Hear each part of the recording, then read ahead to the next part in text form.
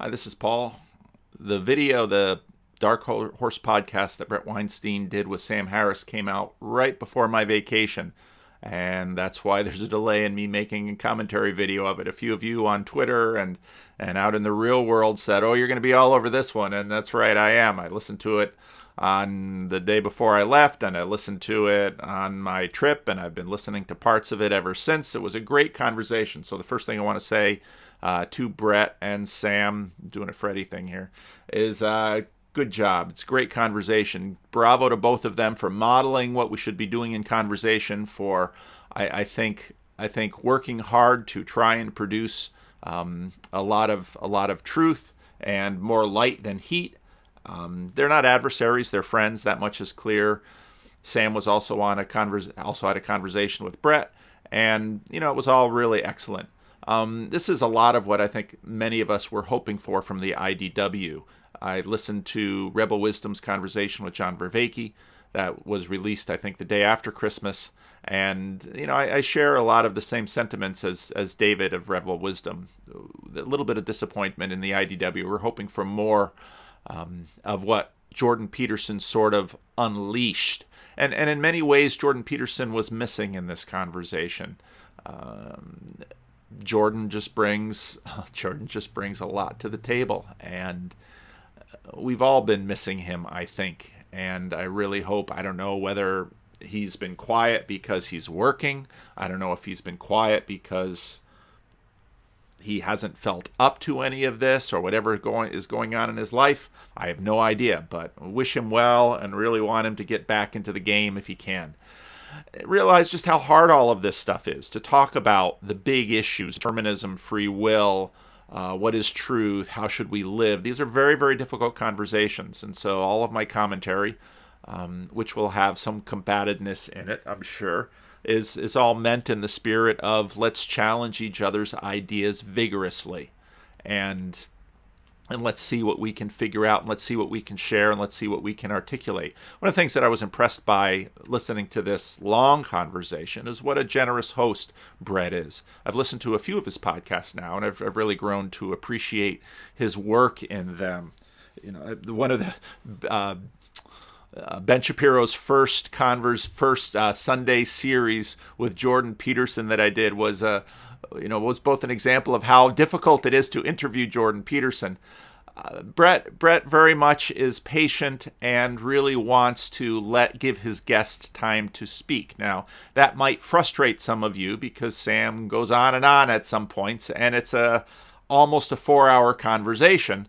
But again, I really am impressed with Bret's skill and his patience, and in the Vervaeke corner of the universe, we've been doing a lot of talk about wisdom, and whereas I've been hard on Bret in a number of ways, I'm really impressed in this format, and I think he's doing a great job, and I'm really glad that he's taking time to do what he's doing. Now, the beginning of this conversation opened up with really what is pretty standard.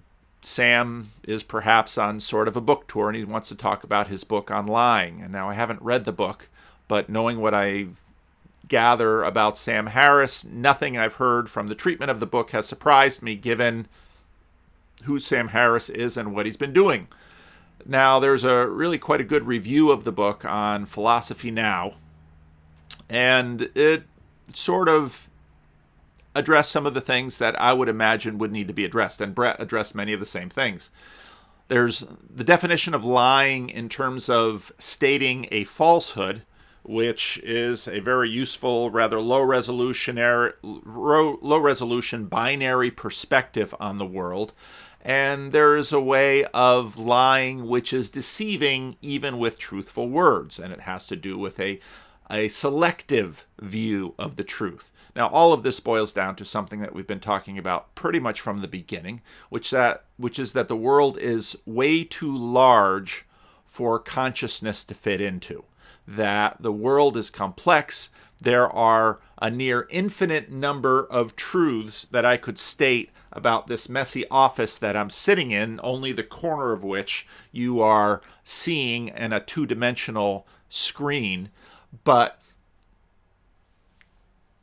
somehow we need to act and consciousness needs to filter this world. And so when it comes to lying or telling the truth, all of that is behind, all of those realities are behind that.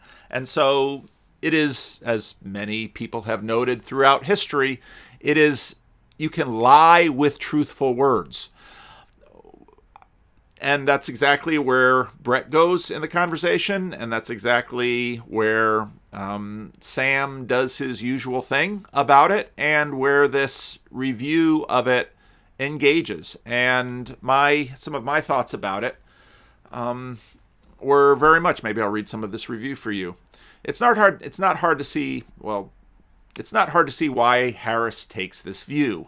Acts of commission tend to be more brazen and more harmful than omitting acts, in part because of their active nature. In any case, lies of commission are the focus of the essay, in which he talks about. To illustrate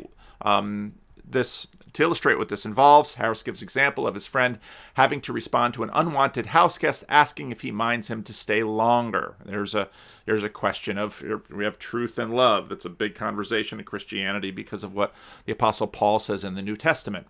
However, this evasive tactic of withholding one's actual feelings by inserting a less relevant, albeit true statement is a far cry from being honest. In fact, this skillful truth-telling is nothing more than lying by another name. And this is the difficulty of this framework. Harris is therefore being disingenuous when he suggests that we can avoid lying by articulating irrelevant truths.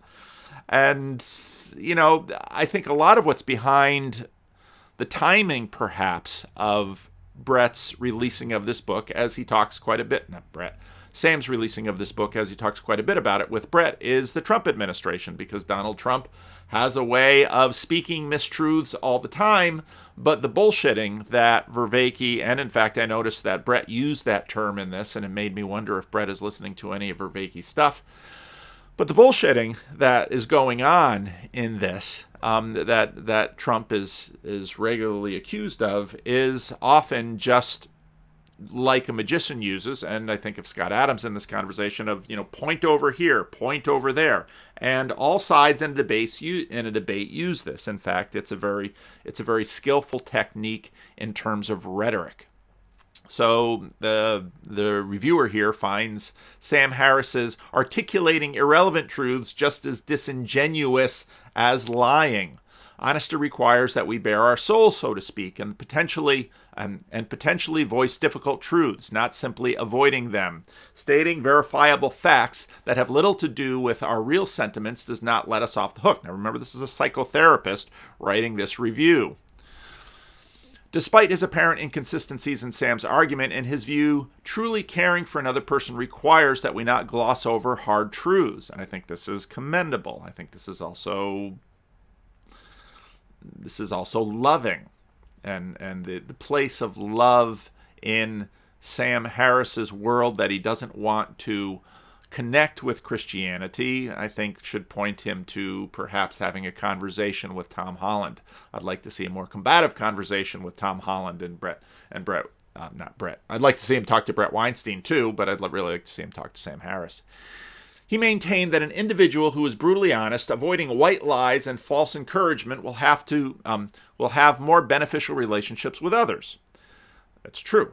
Now, it depends a lot on whether the relationship can bear such honesty. He gives the example of a friend who asks him if he appears overweight. Now, what's interesting about this example is in the early parts of this conversation, Bret introduces Zeno's paradox, and Sam kind of migrates the conversation over to the question of when do we know something is when does something become a heap? And this is exactly where Bret challenges him, and as is usual with conversations that I've seen with Sam Harris doesn't give an inch.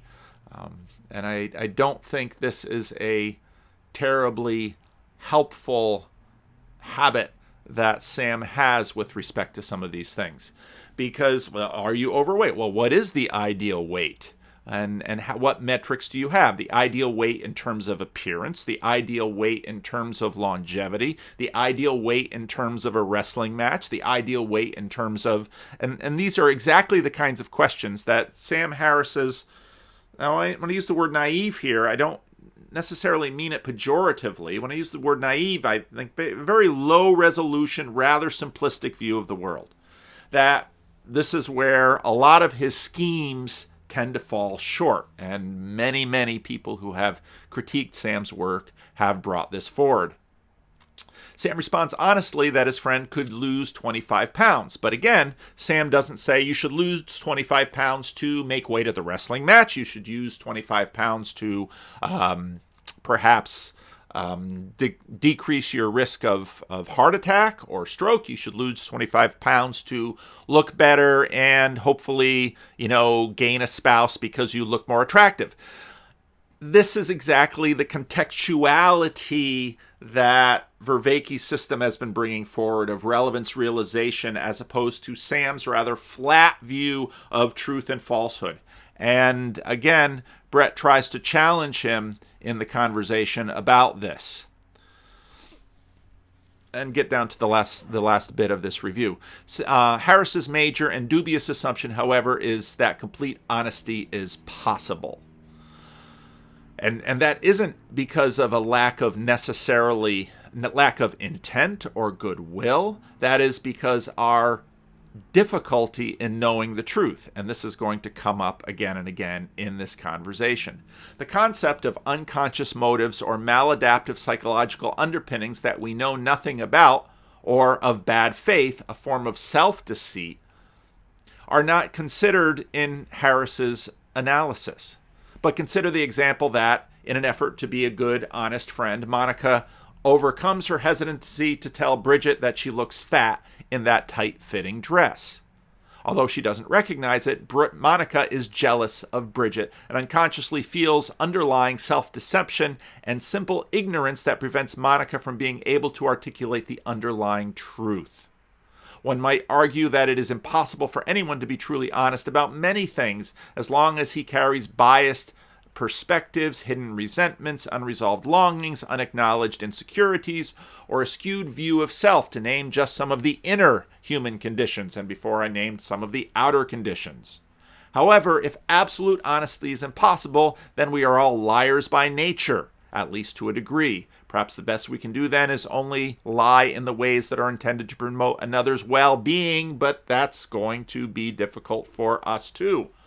Or spare them unnecessary pain. But right there you have the relevance realization questions of, well, what is another's well-being? Is it in, let's say you have a doctor that is very selective about the truth. You come in and you're smoking too much and you're drinking too much and you have too much weight, and the doctor says, oh, you look nice today, meaning the clothing that you've chosen to hide certain aspects of your appearance and accentuate other aspects of your appearance. Is that the kind of doctor you want? Again, we're back to the relevance realization conversation. So Bret sort of pokes at some of this stuff with Sam, but doesn't really go too far into it. For Sam Harris, truth-telling reveals a lot of his anthropology. We, those he's admonishing, supposedly, are simple, naive observers who must articulate the truth to others. But as the complexity of the world grows, Sam's system is increasingly unable to work through the relevance of what's happening and suss it out. And that then asks the question of what are the relational dynamics between the others?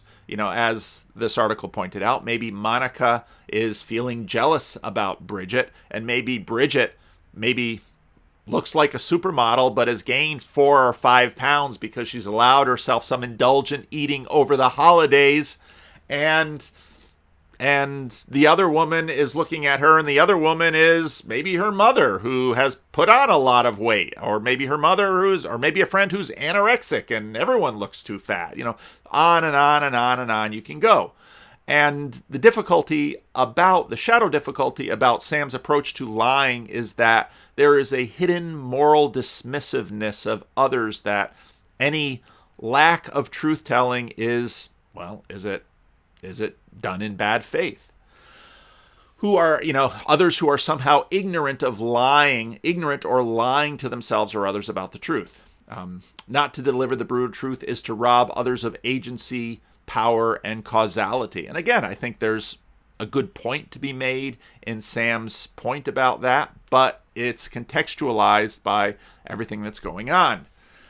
Now, one of the things that I very much do want to get into this video are the question of two worlds, because what was so amazing about this conversation is Sam's ability to, I was thinking about, we should call him patch, because in a sense what he does is he has a patch over one eye when he's talking about lying, and he slides the patch over the other eye. I can see a new prop on the horizon. Slides the patch over the other eye in order to see a different way. All right, so a lot of this video we're going to be talking about two views and two visions of the world.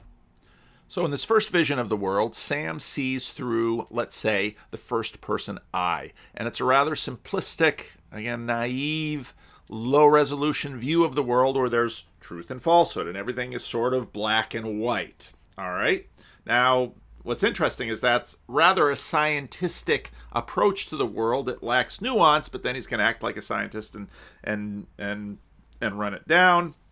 But as we see, at least initially, my initial impressions of the lying book based on his conversation with Bret and the review that I just read, seems to be that not a lot of nuance in it. But Sam's going to work his patch here.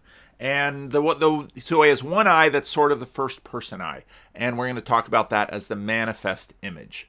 Human beings are simple, naive agents for whom truth is obvious, but not quite to all, which leads us into our little relational difficulties. And we have a moral duty to employ truth with reason to achieve well-being for all. This would be Sam's sort of first-person view of the world.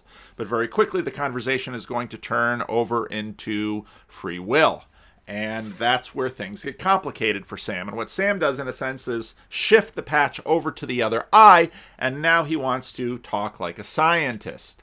And human beings are merely characters in a movie. Now, we're going to play some of this video later on in the video, but before we do it, I want to sort of establish the vocabulary and establish the terms, because what Bret and Sam continue to sort of trip up on in this conversation is, in fact, these two perspectives of the world, these two visions. And as I said, Sam seems to have a patch. He has it over one eye, then he has it over the other eye, and what he keeps doing is sliding the patch back and forth within the conversation. And this is partly why Sam is such a frustrating conversation partner when it comes to this, because what we'd really like to do is take off the patch and see the world much more clearly through two eyes.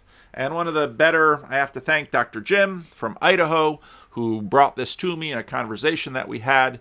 One of the good videos on it, only about 3,000 views on this particular. I was completely unaware. This is a philosophy professor from the University of Austin. He's got a whole bunch of videos on philosophy. He's an excellent teacher. The sound quality isn't that great.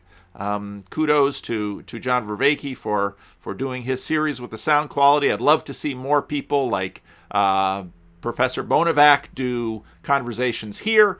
But in this video, he introduces the work of Wilfrid Sellars, who I've talked about in previous videos, but I want to play a fair amount of this video today, because if we understand what philosophy has been dealing with in the 20th century, and as we often see, philosophy and these other conversations are stalking each other, if we understand the philosophical background and the philosophical tools that have been brought to the conversation here, I think that will help us have a better understanding of Bret and Sam's conversation going forward. So let's play some of it.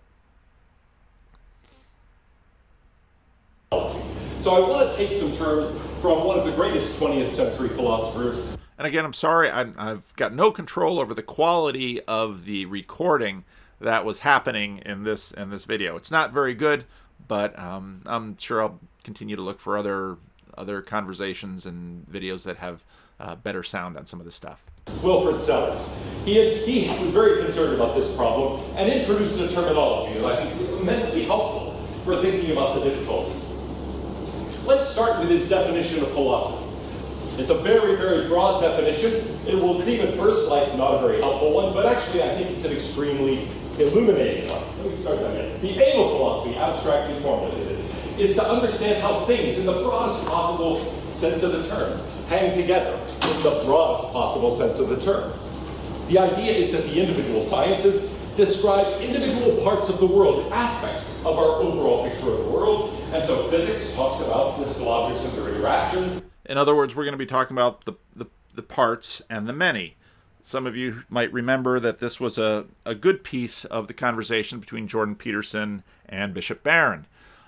The whole and the many. How do we take the individual pieces of the world and put it into a coherent whole? How can we talk about a coherent whole? How can we, while we're trying to talk about a coherent whole, deal with the individual parts? Now, you can very quickly see why consciousness comes to the fore in this, because experientially for us, consciousness is the space, and that's a metaphor that we're using, and in many ways, as I listen to this conversation with Bret, I really do want to see Jonathan Pageau and Bret have a longer conversation on metaphorical truth. I'm not going to touch that. That comes at the end of the video clip that I'm going to play today.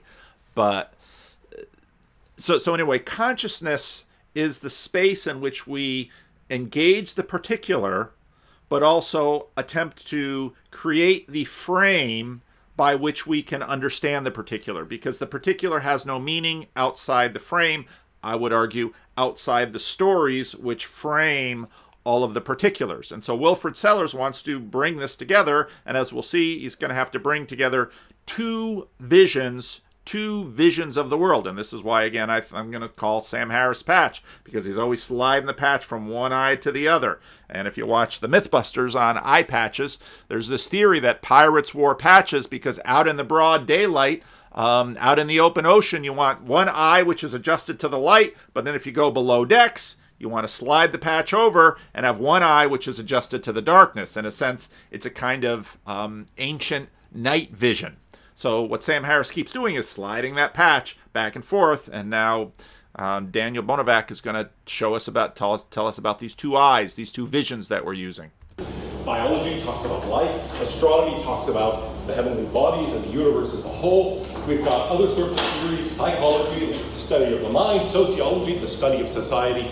But how do all these relate together? And in particular, what does it mean to be human in a world which we understand in terms of so many different kinds of theories? That really is the problem of philosophy, how we put all those things together into an overall picture.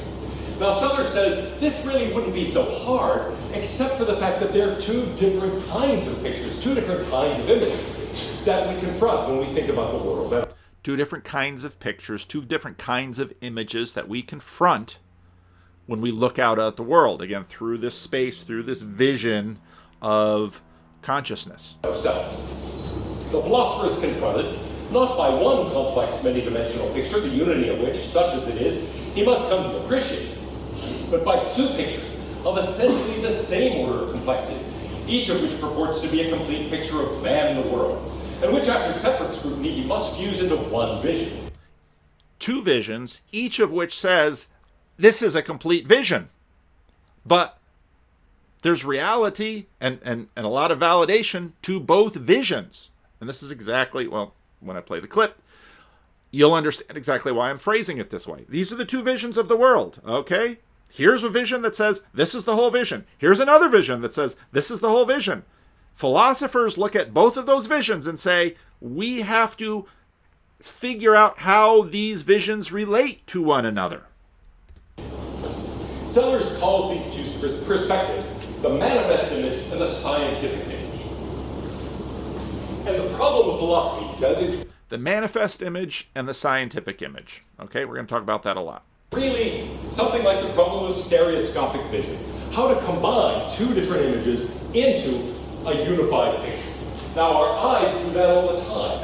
As beings with two different eyes, we take these slightly different images and we put them together. This is how the brain perceives things as being in three dimensions, even though it's given two-dimensional images on the retina. It takes two-dimensional images that puts them together and gives us three-dimensionality. Well, philosophy has to do something like the same thing. It has to take a picture of ourselves that is developed in the sciences, but also the picture we have of ourselves in everyday life, and somehow put those together into a view of what it is to be a human being in the world. How do we do it? Well, each of those images seems to be a complete image. The manifest image is our ordinary way of thinking about how we interact in the world. It's of ourselves as agents who act, who think, who have desires. And so he says, these are really supplementary ways. It's the framework in terms of which man came to be aware of himself as man in the world. In other words, it's our ordinary way of thinking about things. We began thinking of the world as consisting of objects. We recognized that we were objects in that world. We began thinking about ourselves. And so that partly unreflective and partly reflective picture of who we are is part of what defines the manifest image. But this is not all there is to it. If we think about the objects here, the basic objects of the manifest image, he says, are persons, animals, lower forms of life, merely material things like rivers and stones. At one point, it has cabbages and canes. There's a good example of an inhabitant of the manifest image. Actually, it's a sad picture. As Facebook reminded me the other day, it was almost exactly a year ago that Freckles died. It's sad. He put up a picture of his cat. She was a wonderful cat.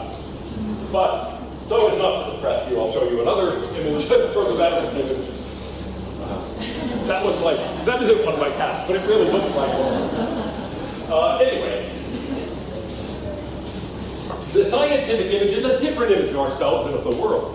It's of the world as consisting, for example, of microparticles, of ourselves as being physical beings driven by physical forces.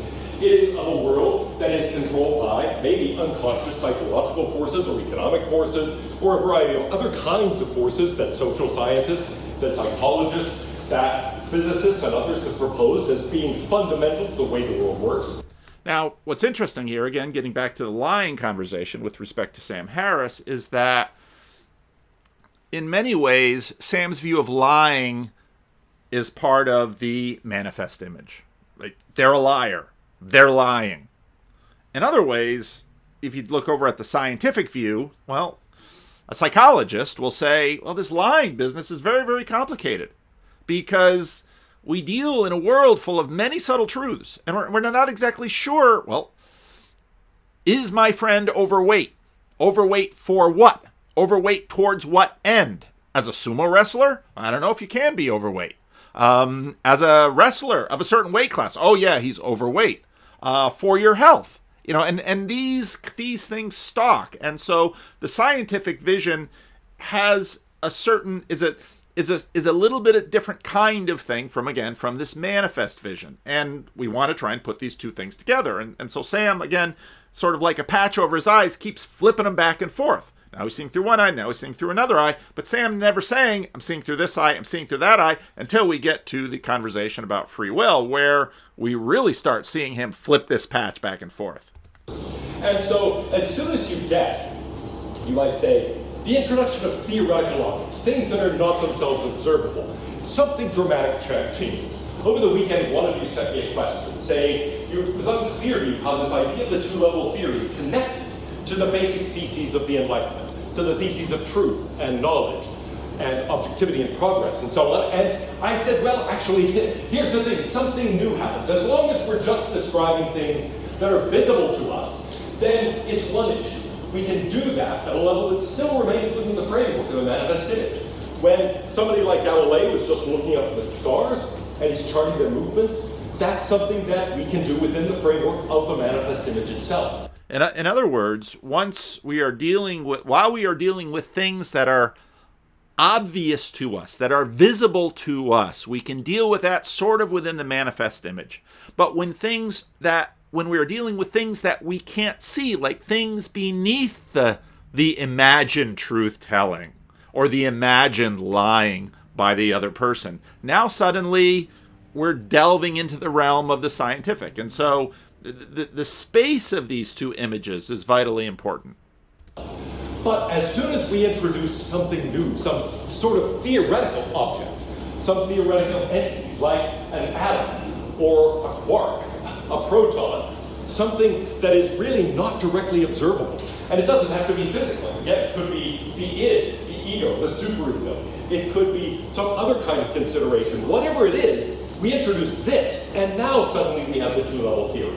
We're not just describing one thing within the framework that we're given already. We've got a complicated issue now. We're trying to connect what you might describe as the macro level image we have of the world in the manifest image, and the micro level image we have at the level of the scientific image. Science gives us a picture of the world and of ourselves that is, in some sense, hidden. The true nature of things is not directly observable. Something else is going on at some more fundamental level. And so we get this sort of picture, and this is why it becomes a problem for the humanities, for thinking about what it is to be a human being. We realize at the manifest image level, the surface level, we think of ourselves as rational beings. This is a level of rationality, of morality. We do things and act in ways that are sometimes good, sometimes bad, sometimes right, sometimes wrong. We take or fail to take responsibility, but in any case, we have responsibility for our actions.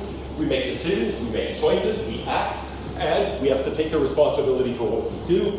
We also, within that realm, think of ourselves as free. We engage in practical reasoning.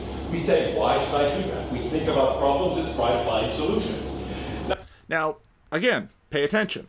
Sam Harris has his patch over the scientific guy, and he's dealing with the manifest image. And he's talking about freedom and rationality and ought and morality and all of these things. And then he's going to switch the patch over, and he's going to, well, as a scientist what? All those things go away. Now what Bonevac put on the screen there was the majority assumption now of the scientific community, which is that the manifest image is dependent upon the scientific image. That assertion, that assumption, is in many ways what is behind all of the philosophical and religious and theological tussling. All right? Because we feel we have more confidence in the scientific image. But pay attention now. Confidence, we are manifest smuggling here, because confidence is a function of the manifest image. And so what we're going to continue to find is that people who are promoting the scientific image as this is the foundational truth, they keep smuggling in the manifest image in terms of motivation and all of these other kinds of things beneath the scientific image in order to manage the interchange and the negotiation behind these two visions. Now, at the level of the scientific image, things look very different. The world seems to be governed by either deterministic causal laws or statistical laws, as in quantum mechanics. The science seems to be value-free. There really are terms like obligation, responsibility, right, wrong, good, bad within the framework of that. Imagine a physics class if someone says, okay, the speed of light is this. You say, well, is that good or bad? I think it's wrong, right? I just think it's wrong for light to go that fast. It's speeding. There's no way to make sense of that claim, right, within the framework of physics itself. And so, moreover, within that realm, either things appear to be purely determined, which is the way they seemed to people at the end of the 19th century, before quantum mechanics, or at any rate, they seem statistically driven. So either we get determination or we get randomness, but in neither case do we really seem to get anything like rationality or morality. And so Right, you get determination or randomness, which again, this is going to be a big part of the conversation with Bret and Sam, but you don't get rationality in that with Sam's patch over the manifest image eye and trying to see the world through his scientific eye. We face a problem in understanding what it is to be human. We thought we understood that in terms of being rational agents in a complex world, trying to stay alive and solve problems. And then we get this picture of the world and of ourselves that implies actually we're not making decisions, we're not acting freely, and there's no point in talking about responsibility. So in that sense, there really is a clash of these images. There are conflicting claims, competing claims. The scientific image claims to be a complete picture of the world. The scientist basically says, I'm going to give you a theory that accounts for the motion of physical particles, for example, and explains everything about what happens in the world, including your behavior. And it's that completeness claim that gets scary. Because wait, what room is left now for rationality, for decision-making, for freedom? And this is, of course, something that Sam Harris never goes into. Because with his patch over the manifest image eye, what room is left for rationality? Rationality is Sam's main gig. But again, he flips the patch over to the other eye and says, no, it's rationality. And by rationality, we know that the scientific view is correct. But Sam, you're going to have to put these two worlds together. And what you do is you just keep switching back and forth. The patch goes one eye, the other eye, one eye, the other eye. And again, you're going to see this throughout the conversation with Bret. Bret is very much trying to pick up the patch a little bit. Say, Sam, look out of both eyes at once. We know you got two eyes. We know you can see out of both at them. Try using both at once, and then maybe let the mouth move, and maybe we can get somewhere. But, If everything is ultimately to be explained in terms of the sciences, there's a marvelous sculpture in the middle of the river in Berlin that illustrates this. It's called Molecule Man. And we have actually several figures grappling and fighting it out in the middle of the river. Anyway, what really is the key difference between the manifest image and the scientific image? We've already talked about the difference between observability and being a theoretical entity that is unobservable. That's one crucial difference. But really the key difference, according to Sellars, is normativity. It's the gap between is and ought. The irreducibility of the personal, that is to say, the manifest image, is the irreducibility of the ought to the is. Now there's a long argument in the background for that. I used to have you all read that in this course at the very beginning. It simply discouraged everyone because Sellars is one of those difficult writers of the 20th century. And so I decided I will just talk about it and not actually make you read it. But that's the key idea. What really is distinctive about this manifest image, it is the idea of rationality, of morality, of normativity, of our judgments of things as being right or wrong, correct or incorrect. That seems to have no place in the scientific image. Okay, right there. Now, if you go back to Jordan Peterson, Bret Weinstein, Sam Harris, those conversations, isn't it ought, kept coming back to that. Because in the scientific world, there's no ought. You can't find an ought in the scientific vision. And so whenever you've got that manifest patch over the manifest eye, ought not come out of your mouth. But did you hear that sentence? Ought not come out of your mouth. I just put an ought on an ought. And this is exactly the difficulty with continuing to put the scientific vision first and saying the scientific vision is primary. Well, once you have that primary, there's no room for ought. There simply is. There we are. There we have it. All right. So, two images of the world. The job of philosophy to articulate or explain how they fit together. The first person agent, we employ the vision of the third to achieve what our first person characters wants. And this again is why I'd say, as human beings, it will be inescapable for us. Let me say that again. It will be inescapable for us not to deal with these things as first persons. We cannot view the scientific world without the manifest vision. We can't do it. We can't do it, which is what makes philosophy important in this. Now, I want to bring in another horseman. Now, I want to thank Job. I picked this up on those of you who... We have this Discord server called Bridges of Meaning that some of the people from my local meetup started, and there's near continuous conversation on that Discord server between various members of people who are interested in what we're interested in. And Job, who I've had on the channel a number of times, posted this article to me by David Bentley Hart about Daniel Dennett. And in many ways, Sam Harris is... He and Daniel Dennett, I don't know how much disagreement they have between some of what they go into, but this is a review of Daniel Dennett's book, From Bacteria to Bach and Back. And this review is by David Bentley Hart. David Bentley Hart, as many of you know, is an Orthodox believer, philosopher, writes very large books, is a universalist, a whole bunch of things going on with David Bentley Hart. Anyway, so he has this review of Daniel Dennett's book From Bacteria to Bach and Back. And right away, Bentley Hart jumps on Francis Bacon because this is, in his opinion, where some of this comes from. The modern scientific novum organum, as Francis Bacon dubbed the new rationality that he hoped would replace the classical and medieval sophistries, achieved its first systematic expression in the 17th century, which, with its admission to perfect a method of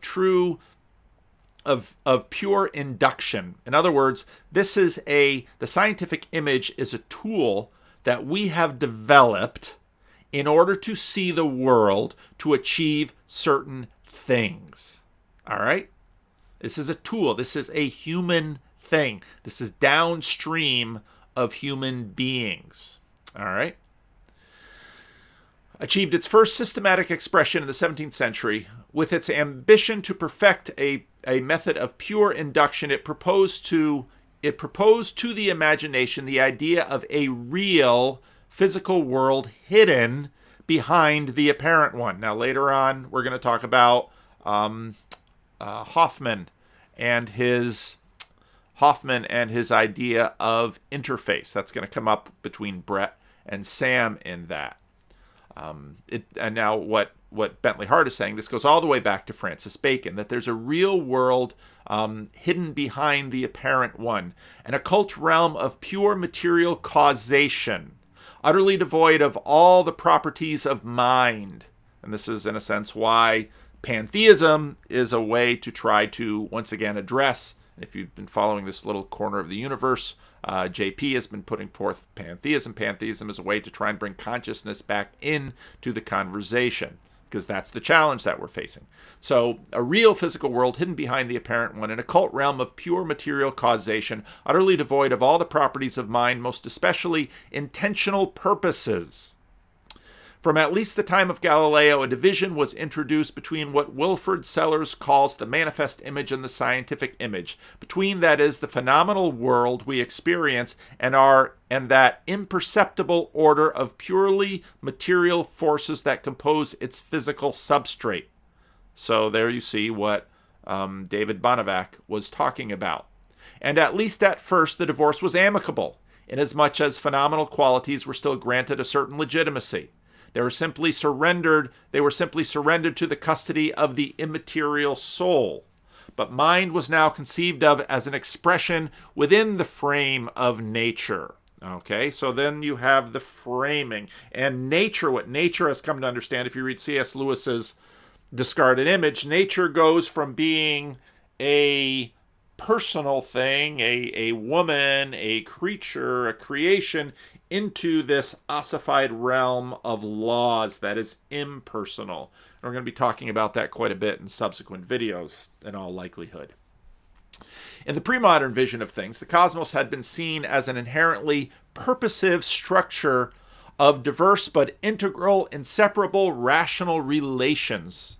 For example, the Aristotelian aitia, which are conventionally translated as causes, but which are nothing like the uniform material causes of the mechanistic philosophy.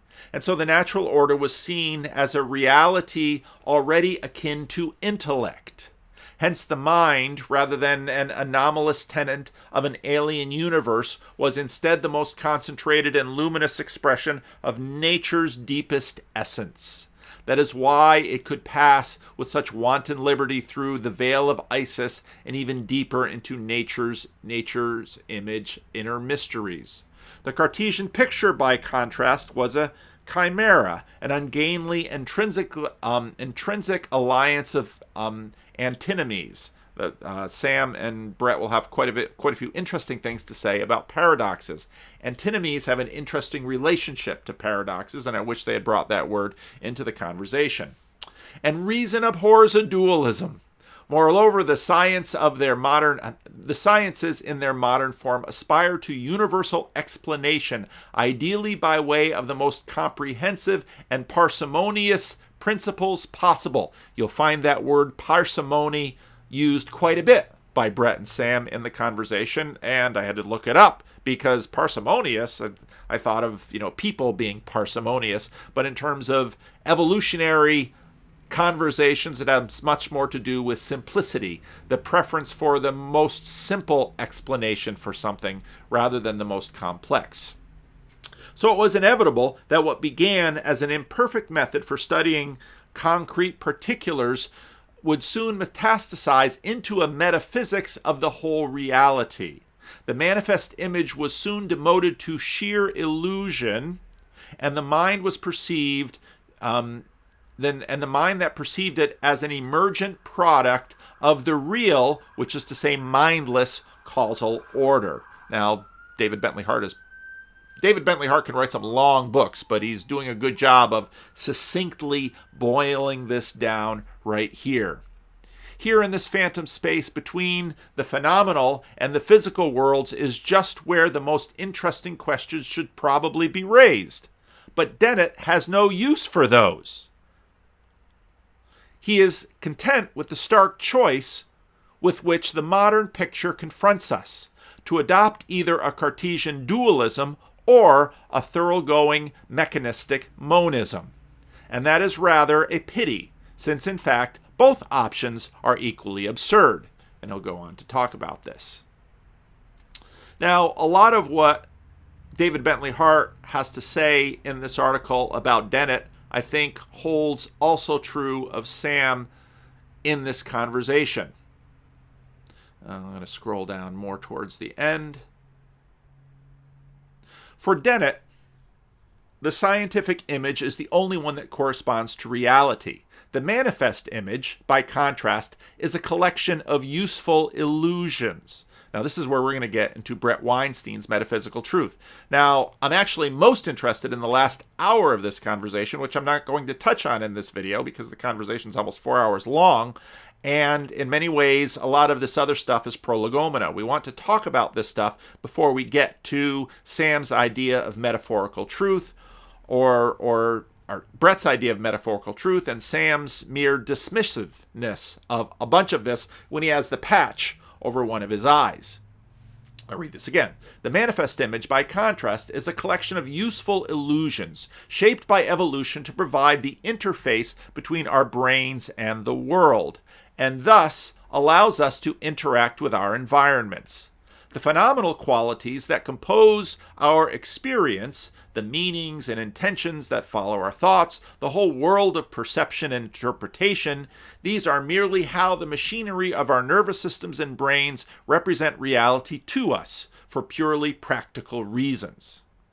Just as the easily manipulated icons on a computer screens conceal the innumerable uncomprehending competences by which the programs run, even while enabling us to use those programs, so the virtual distillates of reality that constitute the phenomenal experience permits us to master an unseen world of countless, qualityless, and purposeless physical forces. Now, the thing that immediately should appear to us is that we are intruders in this world, because we enter this world with purpose. We enter this world with motive. We enter this world with intention. So, is it a mystery why we feel so out of place in this world? David Bentley Hart goes on to say, very well. In a sense, Dennett's is simply the standard modern account of how the mind relates to the physical order. The extravagant assertion that he adds to this account, however, is that consciousness itself, understood as a real dimension of wholly first-person phenomenal experience and intentional meaning, is itself only another user illusion. That vast abyss between the objective physical events and the subjective qualitative experience that I mentioned above does not exist. Hence, that seemingly magical transition from the one to the other, whether a genetic or a structural shift, needs not to be explained because it never actually occurred. In other words, illusion is a way of dealing with a gap by saying there is no gap. You just slide the patch from one eye to the other. The entire notion of consciousness as an illusion is, of course, rather silly. And this is where Sam uses consciousness, but a little bit later, within the movie, we're very conscious in the movie. We're having emotional experiences, and Bret will rightly challenge and say, hey, wait a minute. What you're saying is the world between reality, understood by the scientific image, and psychology, understand as this deep, rich, emotional world, the manifest image, there's no connection between these two. You're just sliding the patch from one eye to the other, Sam.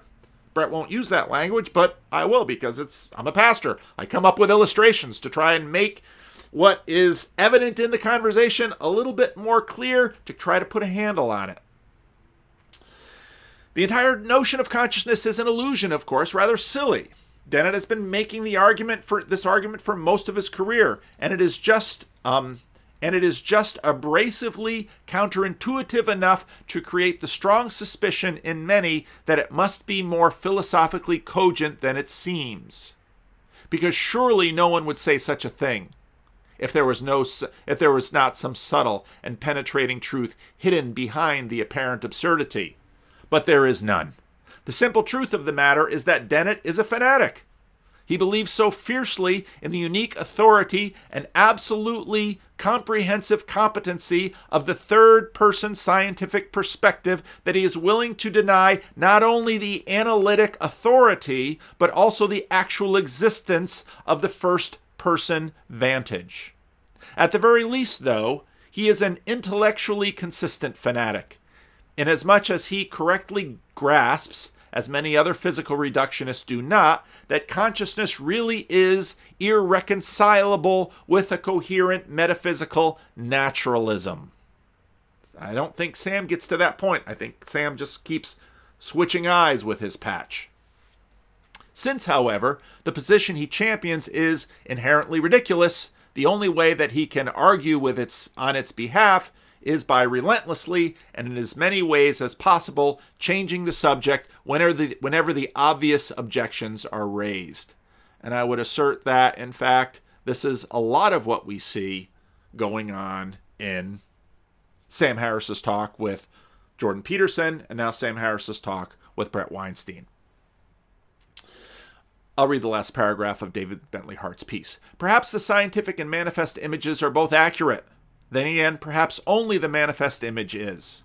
Perhaps the mind inhabits a real Platonic order of being, where ideal forms express themselves in phenomenal reflections, while the scientific image, a mechanistic regime devoid of purpose and composed of purely particulate causes, stirs only the blind random impulses, is a fantasy, a pale abstraction decocted from the material residues of an immeasurably rich reality.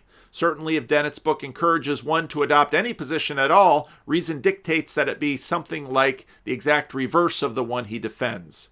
The attempt to reduce the phenomena of the mental experience to a purely physical history has been attempted before, and it has so far always failed. But after so many years of unremitting labor, so many enormous books making wildly implausible claims, Dennett can at least be praised for having failed on an altogether majestic scale. Now, David Bentley Hart is many times very dismissive, and that is classic of David Bentley Hart. So in many ways, Dennett is a little bit further from Harris, and I think Harris is less consistent, and I think this is why we find this duality in so many of Sam Harris's conversations here with Bret, who is, as he said, sort of halfway between Jordan and Sam, and Bret's trying, which is why I was very happy to see Bret have this conversation with him, Bret trying to move Sam a little bit on this, and what in fact you find is that Sam is moving in other directions, as we'll get to later. Okay, so let's jump into their video. Let's jump into it here. Anyway, these paradoxes are pointing in a direction. The reason I raised the... Okay, now we're at minute 37, which meant that about the first half hour, the first starts with some niceties, and then they talk about lying, and I talked about that a little bit. Now we're going to get into free will. This one here is that I have the sense, looking at your argument on free will, that it's pretty close to bulletproof. But it's being... Now, okay, It's pretty close to bulletproof. That's a strong statement. Now he's going to backtrack. And what I think he's going to backtrack with is essentially something similar to this difference between the manifest image and the scientific image. So he says, on one hand, scientifically, Sam, when I look at your argument, looks bulletproof. But pretty close to bulletproof is compelling if it's the only argument on the table, and it's pretty close to bulletproof. But it's not the only argument on the table. In fact, the other argument, which is not really an argument, but it's how we find ourselves to be. And not compelling in the same way if there are arguments that are similarly compelling on the other side. In other words, I don't think that the argument as you lay it out is completely decisive. Now, that said... Now, decisive is an interesting word. And I've been hard on Bret in a lot of videos, okay? And I have. But hopefully lovingly so, because I have an immense amount of respect for Bret. And just that choice of words is an illustration of the skill that Bret has and how smart a guy he is. And now in America right now, because of our own hierarchies, about the highest praise you can give someone is say that they're smart. Bret Weinstein's a very smart man. And that choice of words, decisive, it's a great choice of words because decisive is an action word. It's a word that belongs in the manifest image. It's a word that Jordan Peterson would bring into the conversation. It says, but you have to live somewhere, Sam.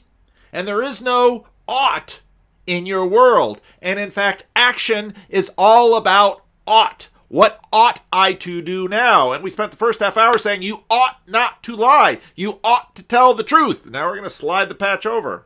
I would imagine that somebody who's explored the topic as you have hears that, and you think, oh no, I'm sitting across from another person who doesn't get the problem with free will. And you're not. I would say my battle on this topic with people has been to compel them of just what a small fraction of the public conception of free will one actually has. Now, what we're going to see is that there's this naive picture of free will, which is that I'm just a person in the manifest image walking around and I want ice cream. And all of the Bret Weinstein things that would say, well, over evolutionarily, this sweet tooth that you have was vital for our ancient ancestors' ability to survive, but now it's making you obese. But I like ice cream because fat and sugar. Oh, can't get enough fat and sugar. Love the stuff. Now, that's going to be kind of the naive, innocent view. And Bret's going to come and say, there's a lot of stuff going on in our minds that are moving us in different ways. And when Bridget asks Monica, does this dress make me look fat? There's a whole lot of stuff on Monica's side of the line that go into that answer. It is not looking fat is sort of like the heap or Zeno's paradox. And I think Bret wanted to use that to, I think, get at this. But in conversations with Sam Harris, these things don't go well because, again, as I've said with the Bret Weinstein, Bret Harris, can't say these words right, Jordan Peterson, Bret Weinstein, Sam Harris conversation, Jordan kept wanting to build something, and Sam keeps knocking it down. And there's a lot of that going on in here, too.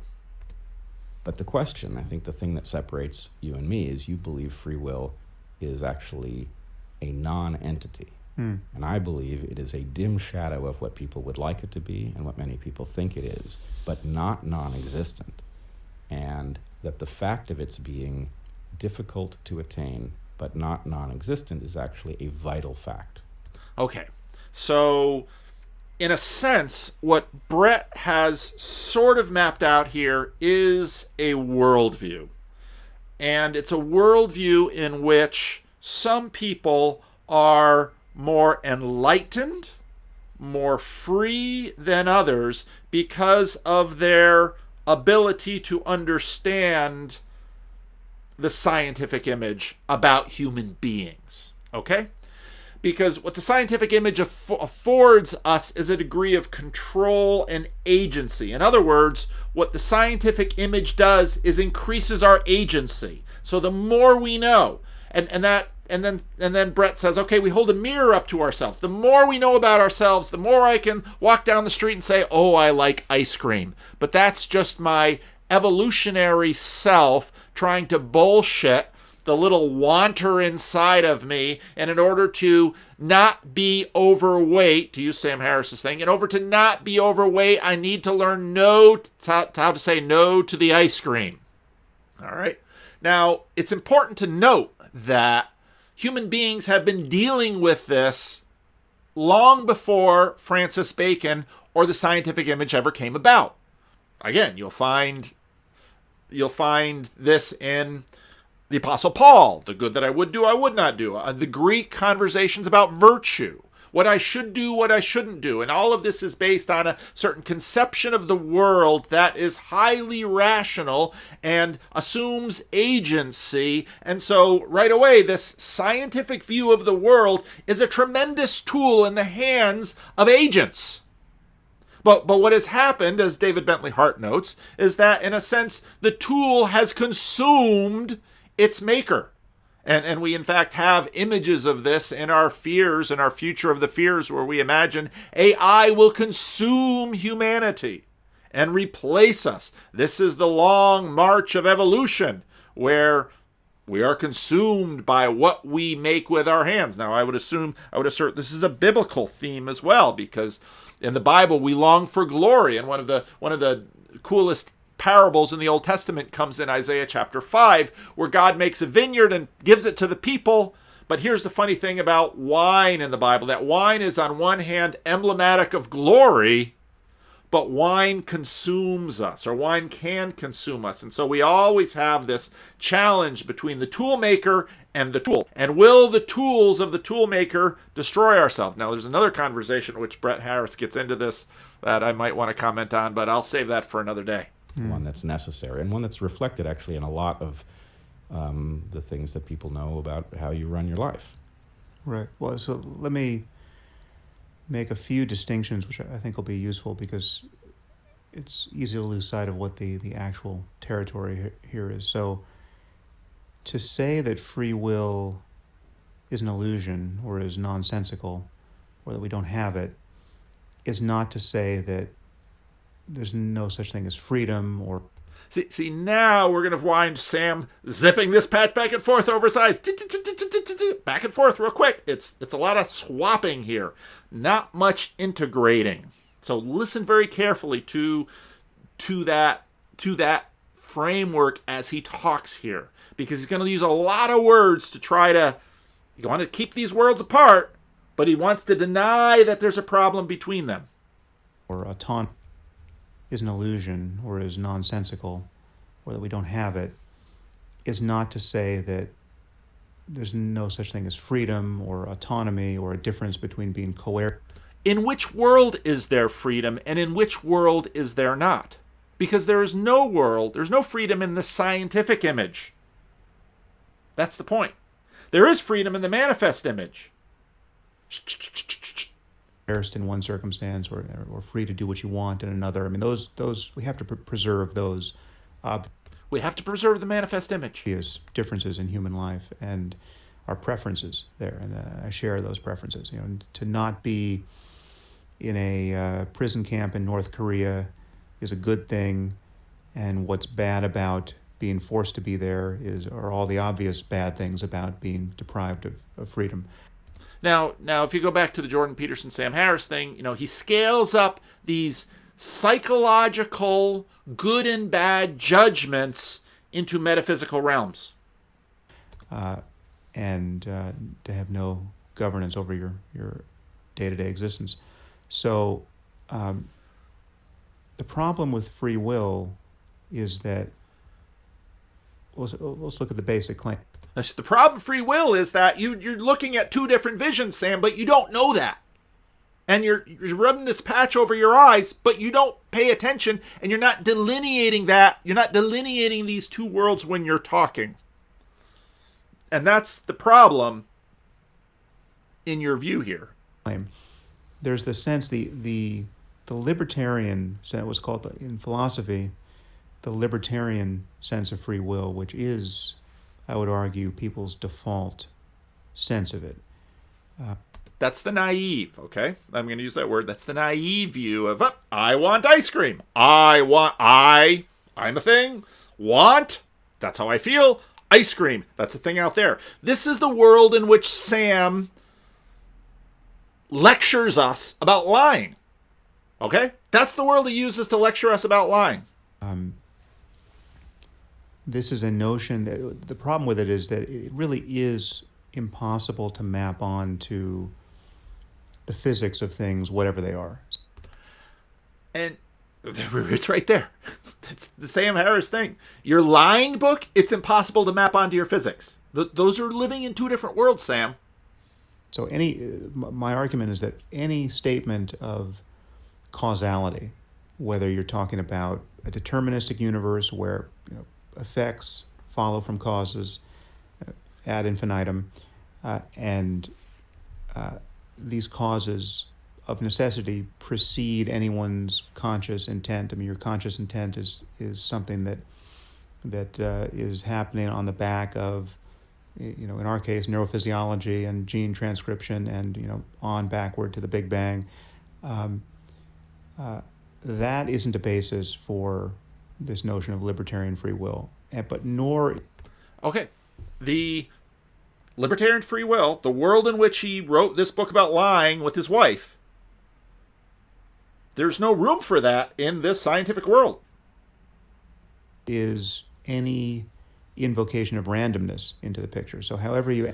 Now randomness will be an interesting element in this because, and C.S. Lewis actually in his book Miracles gets into these questions a little bit because quantum theory was coming online then, and it was getting more aware enough popularly that people were engaging this, and so right away, as C.S. Lewis said, well, maybe there's a backdoor to agency in the whole show, as C.S. Lewis writes in his book Miracles, and that is randomness. And Lewis didn't want to go there. And he says, so that might suggest that there's more to this than that. And so Sam says, well, randomness isn't. You're not going to get out of this. You're not going to get out of this with randomness. And I think Sam Harris is correct about that. Add randomness, quantum or otherwise, to determinism, you don't get freedom. You just get, the rolling of dice, right? The freedom that people... You just bump into the pragmatics and get statistics. But what you're doing now, and remember where we started, you have the many and the one, the particular and the particular and the universal. And, well, you can slide away the particulars with statistics is what we often use them for. Think they have is a kind of self-authorship, right? Where there's nothing at their back that is fundamentally mysterious to them that is the actual effective cause of what... Now, what's interesting, again, is that even though Sam is saying we have these naive, libertarian, free will people that imagine that they are being self-authored, but what Sam continues to admonish us when he slides the patch over is, in fact, to self-author ourselves with rationality and seeking goodwill and all of these other virtues out there that he finds. And so, again, it just keeps sliding the patch. What they think and do and want and intend. They are the thinker and the doer and the wanter and the intender. And by they mean their conscious minds, right? They don't mean this oblivion at their back that they can't account for. They don't mean the sum total of the stuff that goes on inside of their skin. They mean their conscious self. I mean, there are people who pivot to that argument. That it's the whole person. It's my unconscious mind in addition to my conscious mind. But no, the reason why free will seems like a durable problem for philosophy is that there's something that people... And in fact, my conscious mind plus my unconscious, that's going to be Bret's position. His position's going to be in there. Feel they like my own people who... Stuff that goes on inside of their skin. They mean their conscious self. I mean, there are people who pivot to that argument. That it's the whole person. It's my unconscious mind in addition to my conscious mind. But no, the reason why free will seems like a durable problem for philosophy is that there's something that people feel they experience directly. They feel conscious intent as being the proximate cause of what they voluntarily do. Now, listen to that and remember that carefully, because when I go over an hour later, this feeling, this is what they feel. Okay. Later on, when Sam is saying, we're in this movie, but this is what we feel. Pay attention. Remember this part right here when he says that right there. Okay? So again, he just keeps switching eyes. We get these, keep switching out here. So I'm going to play it again. Now remember this when I play the later part. Cause problem for philosophy is that there's something that people feel they experience directly. They feel conscious intent as being the proximate cause of what they voluntarily. And Sam looking out, he's got the patch over the manifest image, the manifest eye, seeing out through the scientific eye and say, oh, those people feel that. Okay. Really do, and they feel that they are the true upstream cause. And one feature of that feeling, or one thing that it suggests, is the sense that if you could rewind the movie of a person's life, right, to a few seconds ago or a few minutes ago or days or weeks or years, at any one of those choice points, they could have done otherwise, right? That it's meaningful to say to someone, you did X, but you should have done Y, right? And that given another opportunity, with the universe being in precisely the state that it was, they could have done Y, right? That they're not merely robots or some form of some concatenation of causes. They're not a string of neurophysiological dominoes that have been falling their whole life long. Okay, they're not that. Now that's again, read C.S. Lewis's Miracles. That's the whole show. The vision of the whole show is that that's what the universe is. That's not what Lewis asserts, but that's what he's saying. The materialism that Lewis was encountering in his day, that's essentially what they say the universe is. And that's what people are. People are just another domino falling over. You don't feel the meaning crisis creeping up on us with a vision like that? They are agents that really could have done otherwise. And there's no account of causality that makes that seem anything other than illusory. Right there. Okay, he's got the patch over the manifest image. He's looking out from the scientific image and says there's no causality that imagines that there's a you who is actually making decisions. In the middle of the meaning crisis, we are, in a sense, alone, looking out at the universe, looking out at the dead world. We are the only persons, we're the only agents out there, and everything else is math. And now suddenly we have the sneaking suspicion, what if I'm math too? And how many scientific movies or science fiction movies haven't we seen when the person realizes that, well, it's The Sixth Sense. Let's look at that one. When little boy, I see dead people. And Bruce Willis is there as the good therapist, listening and trying to help the little boy. And then at the end of the movie, spoiler alert, if you haven't seen The Sixth Sense, here it comes. Actually, when I first saw it, I saw it right away. I thought, he's dead. He's dead. The guy shot him. He's dead, and he doesn't know it. There's the meaning crisis right there. We're dead, and we don't know it. We're illusions. And there's no account of causality that makes that seem anything other than illusory. I mean, again, you have to add the caveat around randomness, because yes, randomness introduces the prospect that they could have done otherwise, but it's for reasons that they can't own, right? If I told you could have married a different person, that really was within the bounds of the causal properties of reality to happen, but it could have only happened if had been someone rolling dice differently in your brain, right? If there had been someone roll a little homuncular aspect there, a different degradation of a radioisotope or something. which would have led you to do something differently. And that's not the free will anyone thinks they have. So let's take a couple things just off Right. the table so we don't end up tripping over 'em. You're at minute 44. You have no idea how much tripping you're going to be doing. So if we're covering the if we're covering the manifest image eye and we're just watching a conversation that has already been happening and it's already recorded, poor Bret at this idea doesn't know what's coming for the next hour, but we do. There's going to be a whole lot of tripping in this video, and not the kind that Sam Harris likes to talk about on psychedelics. It's going to be a whole lot of tripping, more like stumbling around in a dark campsite, subbing your nose on a lot of tree roots. That's what a lot of this is going to be. Okay. One, I don't think we can rule out at a formal level a totally deterministic universe, but I think at a practical level we can. I think.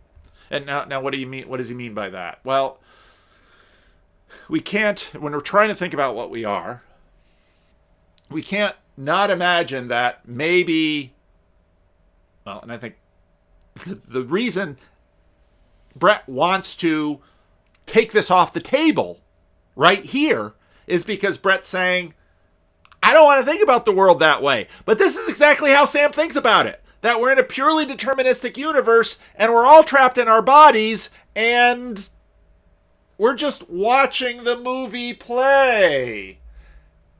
That's what we're doing. And Bret wants to take this off the table, but Sam's like, no, that's the table. I think it is actually completely inconsistent with any belief in Darwinism that what you have is a universe in which there was no opportunity for anything else to ever happen for its entirety from moment one. Then Darwinism is an illusion, and nothing, in fact, makes any sense, including this conversation. Now pay attention to the language. Nothing makes any sense. Oh, what vision of the world are we seeing through? We're seeing through the manifest vision. Nothing makes any sense. In the scientific vision, there's no sense to be made. There just is. The sense has everything to do with ought. The sense has everything to do with will and desire and agency and all of the things that we live for. That's the only world that makes sense. Bret is speaking out of the heart of the manifest image. And he's saying, let's take this off the table. Surely you don't mean this. It's all some sort of odd theater, and maybe the thing that makes least sense of all is consciousness, that there should be an awareness taking place inside of a totally scripted entity makes no sense. So anyway. And again, go back to David Bentley Hart's piece. That's exactly what David Bentley Hart is saying of Daniel Dennett. That, okay, Dan, then that's the world you're saying. And we're all watching a movie. Okay, let's put it this way. Well, let's bracket that, because I mean that I think is interesting to consider whether our notion of possibility is just a fantasy. Right. And So, as I and Bret says, right, that's interesting, but let's just dismiss that. And Sam's like, no, wait a minute.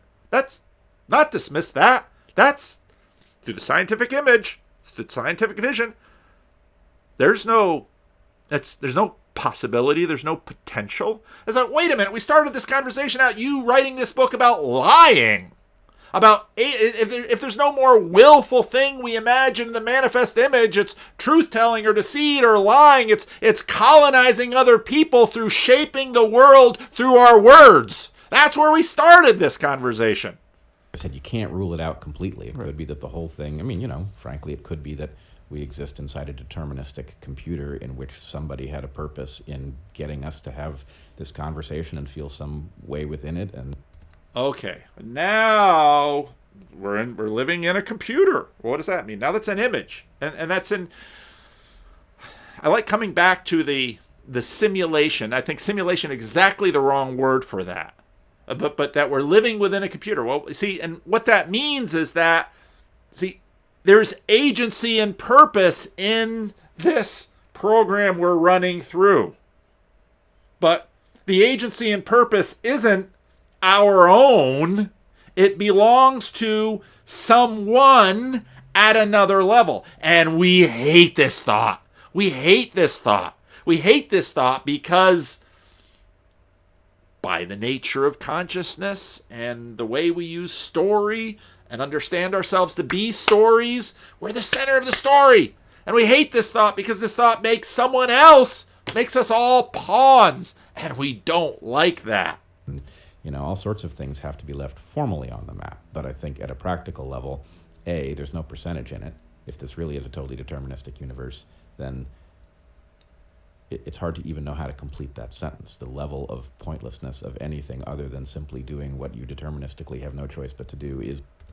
We're in the middle of the meaning crisis, baby. It's what it is, and so let's, But even in that case, there still is there's a consequence to not knowing what's going to happen, and there is the reality that apparent choice still plays a role in deciding what in fact happens. Is that you remember what I told you to remember before? Pay attention right here. Purely mechanistic one. Yeah, but you can't just wait to see what happens, because that is itself. All right. Now, they're going to go on like this for a while. It's not necessarily great listening, but they will. So, not get tripped up on this. No, you're going to do a whole lot of tripping. Now, I want to bring back an idea that I brought out before. There are two kinds of things in the universe, Group A and Group B. Group A are things that go on their own. Or what do we mean by things that go on their own? Like physics and math, falling objects are predictable. And there are things we see as random, which as individuals we can't predict, but as predicted, we can predict those things as groups, and that's good enough. And that's where pragmatism and statistics and all of that things. And so the question is, well, what are the elements of the things that we're looking at in the universe? And everything's the whole show, C.S. Lewis's take on materialism in the middle of the 20th century is, well, there it all is. It's all one big show of mechanisms going through. And Sam Harris, in a sense, says, when I'm looking at the world, I don't know which eye this was. When I'm looking at the world from the scientific image, everything's Group A. Well, everything but me, who's doing the looking. But then there's these elements of Group B. And we don't want to give up on Group B, because Group B is really important, because we're part of Group B.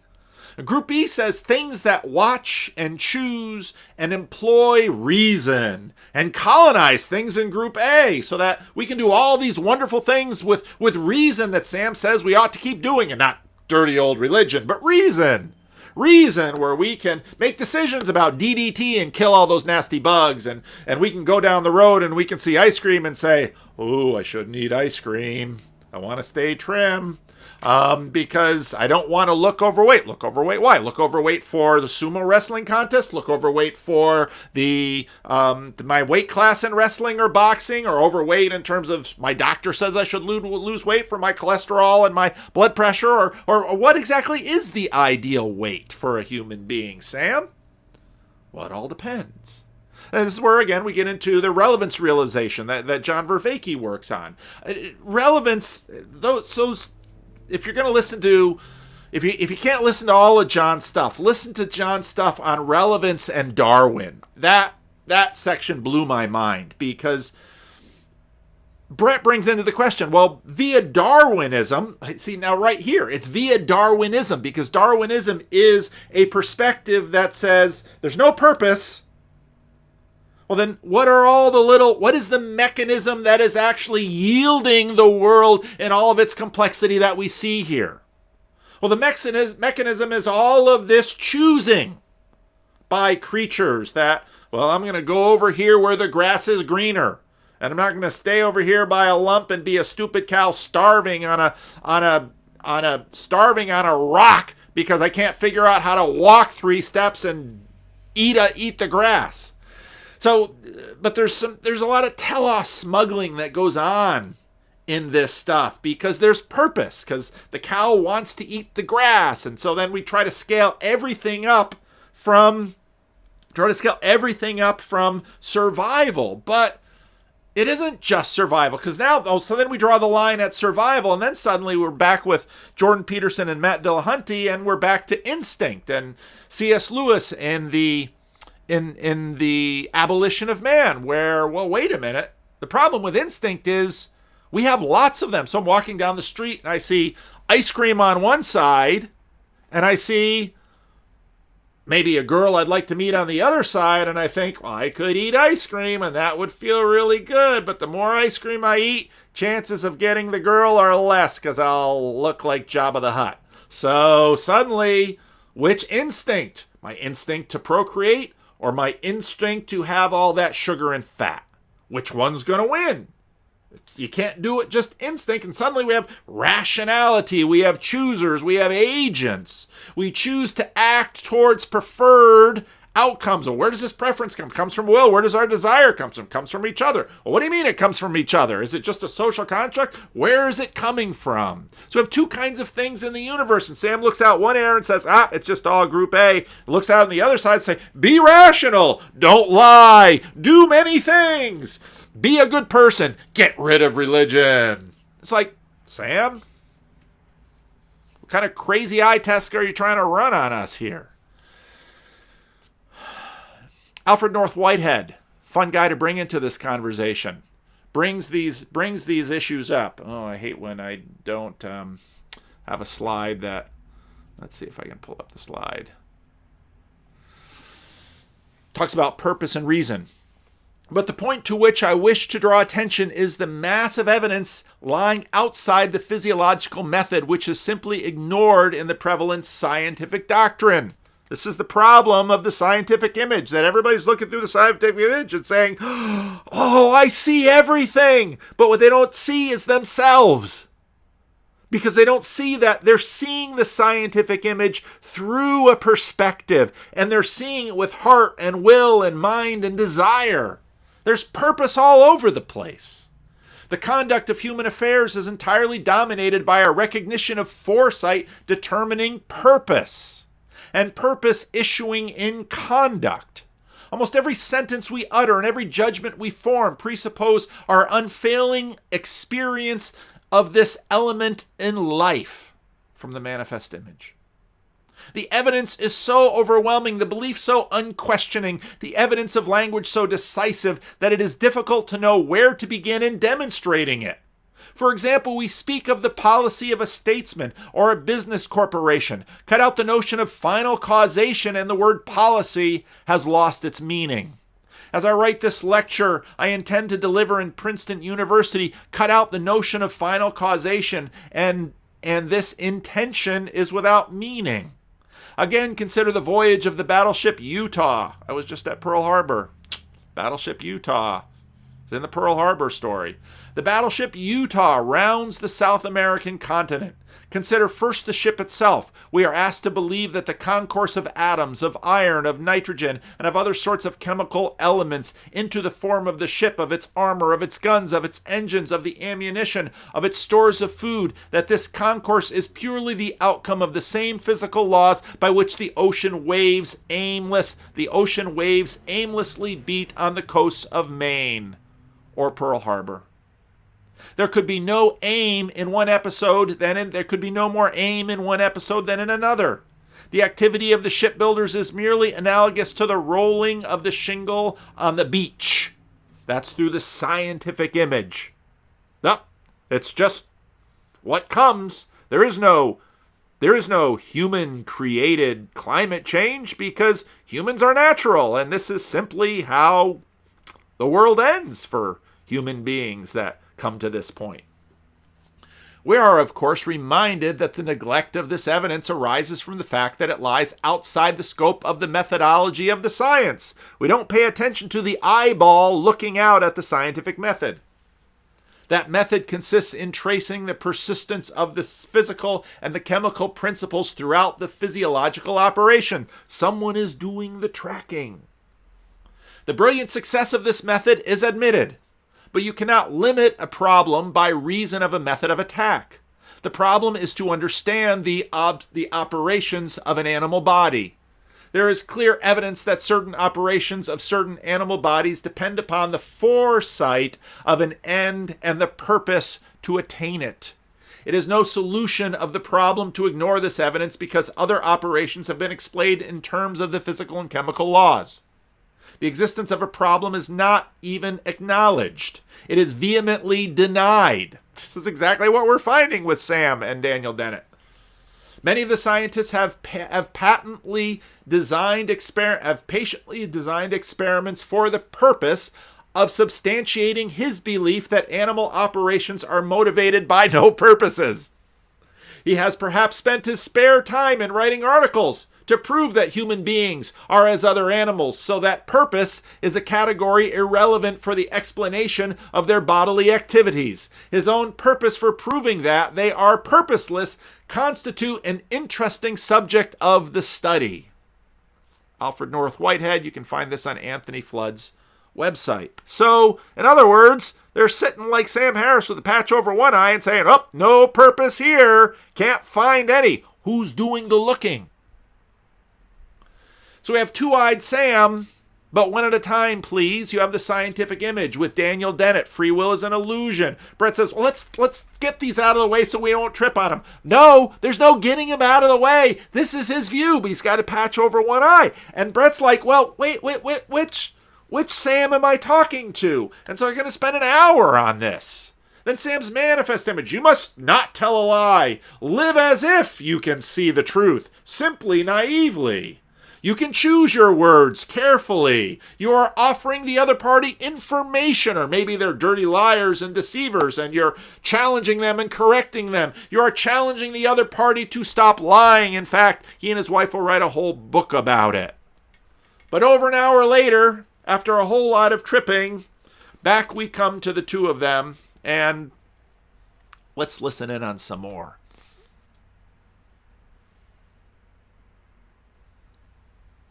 We have this moment, right? And then things keep appearing. And among those things are thoughts, intentions, desires, preferences. And it's on the basis of this roiling ocean of phenomenology that we make our lives. Okay, now we're looking through the manifest image eye. And everything is clear. And that's a wonderful articulation of consciousness. Right there. There it is. That's how we live. That's how we live. Keep the one eye closed. Right. And no one who has a kid knows what that kid will be like as an adult, or whether he or she will reach adulthood. Right. That is built into the circumstance.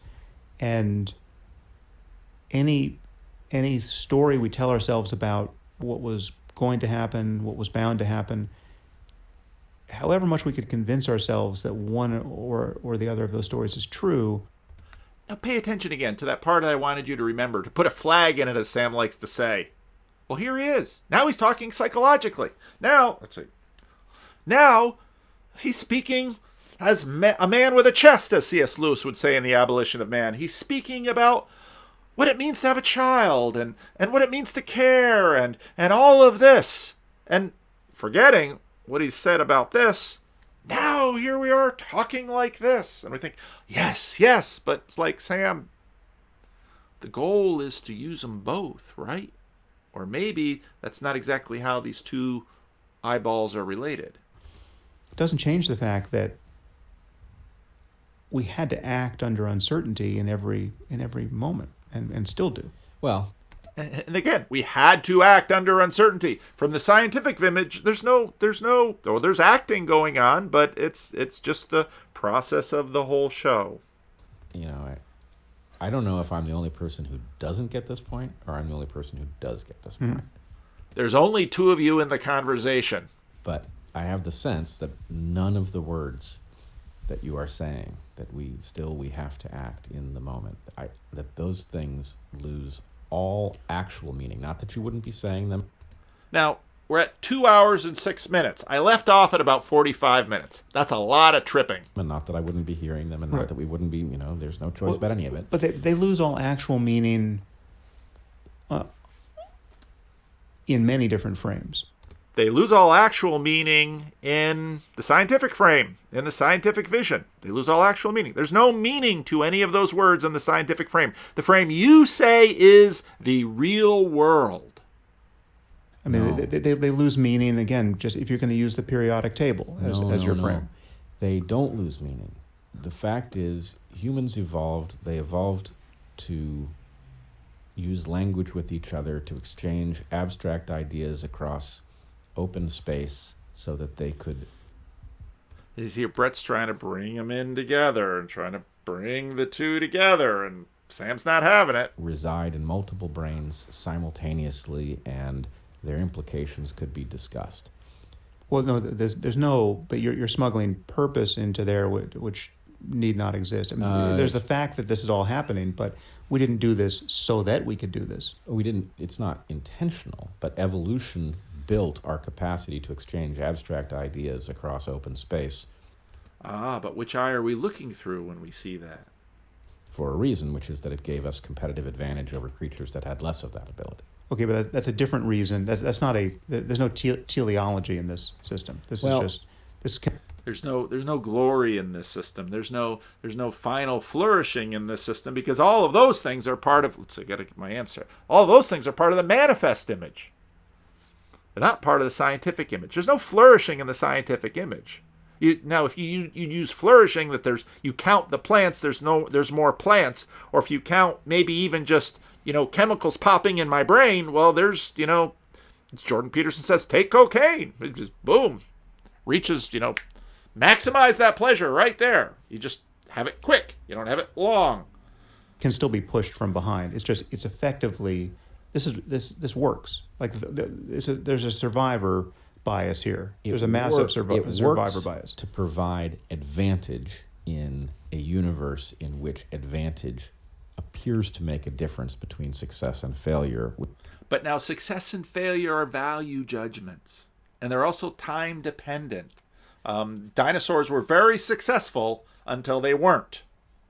And so how on earth can we judge success? Now, when we use these words and we use them abstractly, we use them metaphysically, we draw them up into ultimate realms. There is no ultimate realm in the scientific vision. There's only ultimate realm in terms of the metaphysical, in terms of the manifest vision. And that then, now we're creeping into our two-world mythology, as John Vervaeke likes to say. Which to me requires that some other outcome was possible were it not for the capacities in question. That's... Yeah, I mean, I don't see again, now we're sort of going around the same track here, but I don't see the... That's right, round and round we go, here we go, back and forth. Necessity of supposing that. I mean, I think that may in fact be true, right? I mean, possibility, it stands a very good chance of being a real thing, right? But it's interesting to consider how you'd expect reality to look if it weren't a thing. If there's simply just what happened. How you'd expect reality to look if it weren't a thing.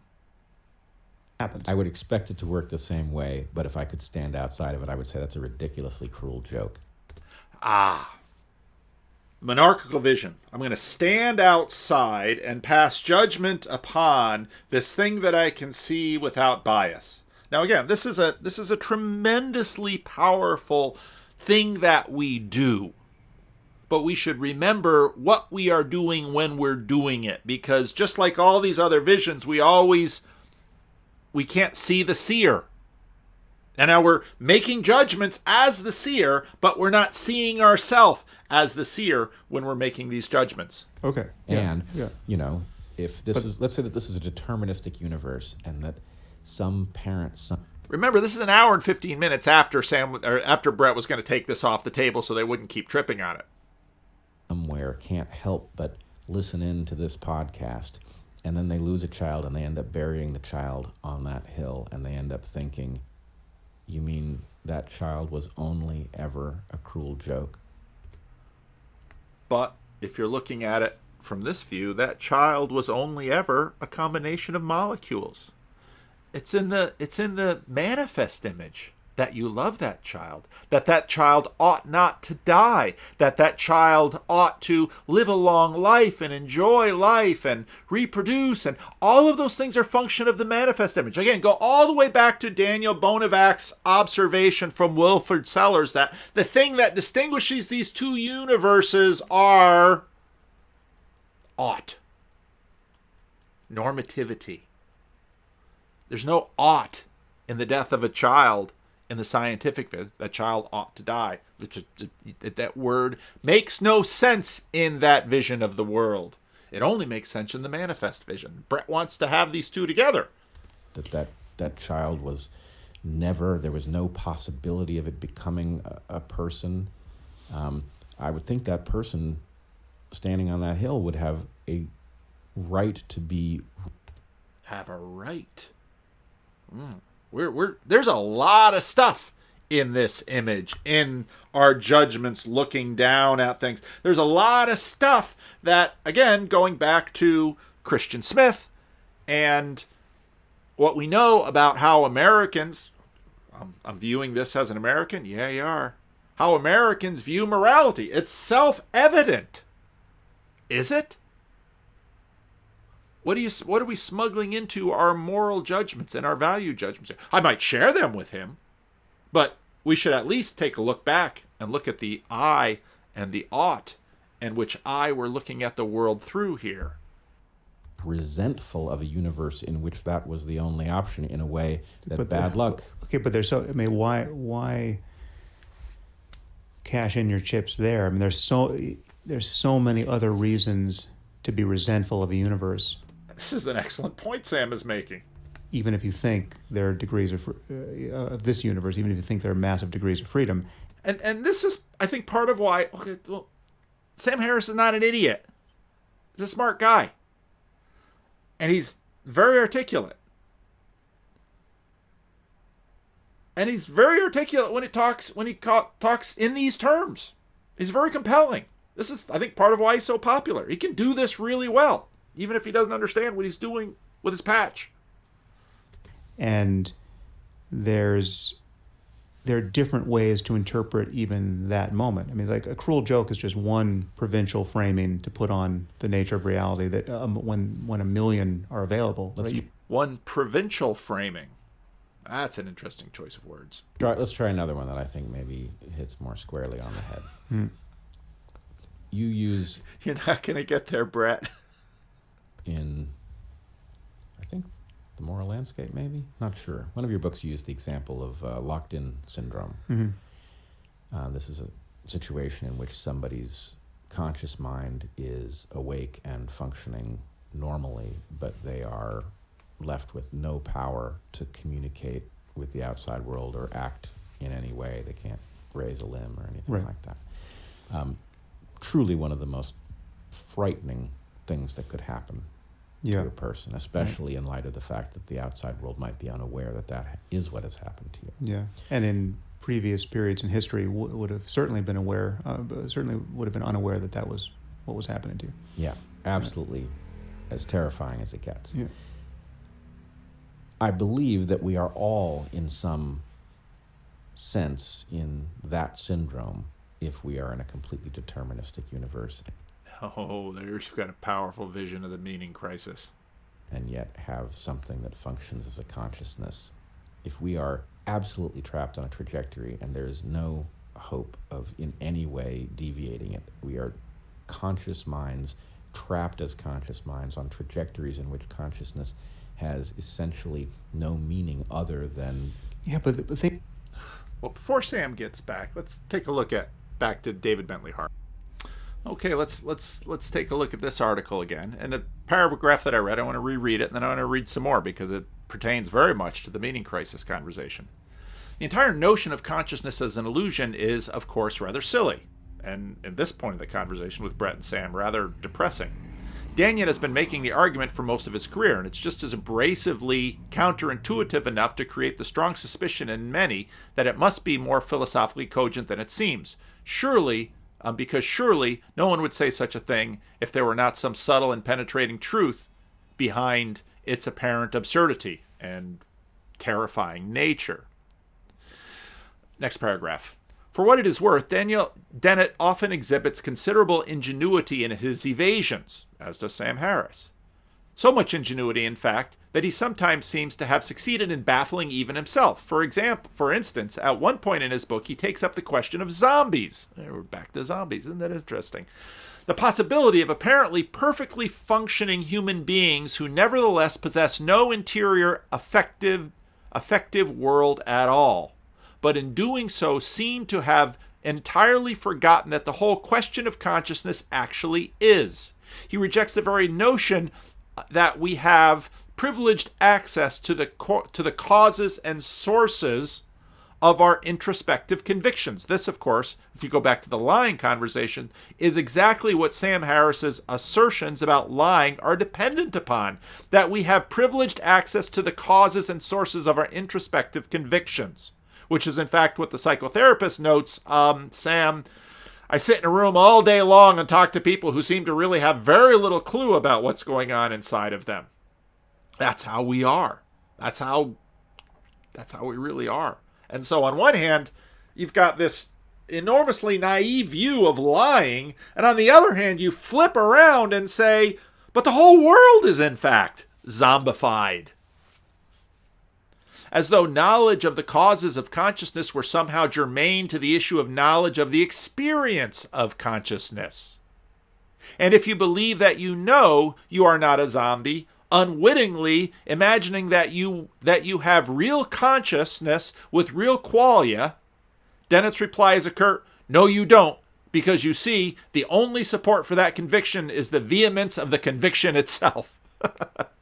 It is hard to know how to answer the argument without mockery. It is quite amazing how thoroughly Dennett seems to have lost the thread here. For one thing, a zombie could not unwittingly imagine anything, since he would possess no consciousness at all, let alone reflective consciousness that is the whole point of the imaginative exercise. So insofar as you are convinced of anything at all, whether vehemently or tepidly, do you in fact know with absolute certainty that you yourself are not a zombie? Nor does it matter whether you know where your convictions come from. It is the very state of having convictions as such that apprises you of your intrinsic intentionality and your irreducibly private conscious experience. Simple enough. You cannot suffer the illusion that you are conscious because illusions are possible only for conscious minds. That's the whole point of an illusion, that your consciousness is being fooled. This is so incandescently obvious that it is almost embarrassing to have to state it.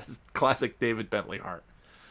But this confusion is entirely typical of Dennett's position. In his book, as he does repeatedly in previous texts, he mistakes the question of the existence of subjective experience for the entirely irrelevant question of the objective accuracy of subjective experience, and whether we need to appeal to a third-person observers to confirm our impressions. But of course, all that matters for this discussion is that we have impressions at all. Okay, let's get back to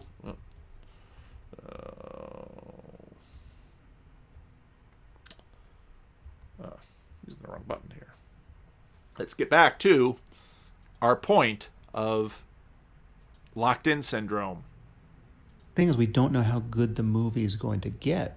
Meaning conscious minds on trajectories in which consciousness has essentially no meaning other than... Yeah, but the thing is, we don't know how good the movie is going to get.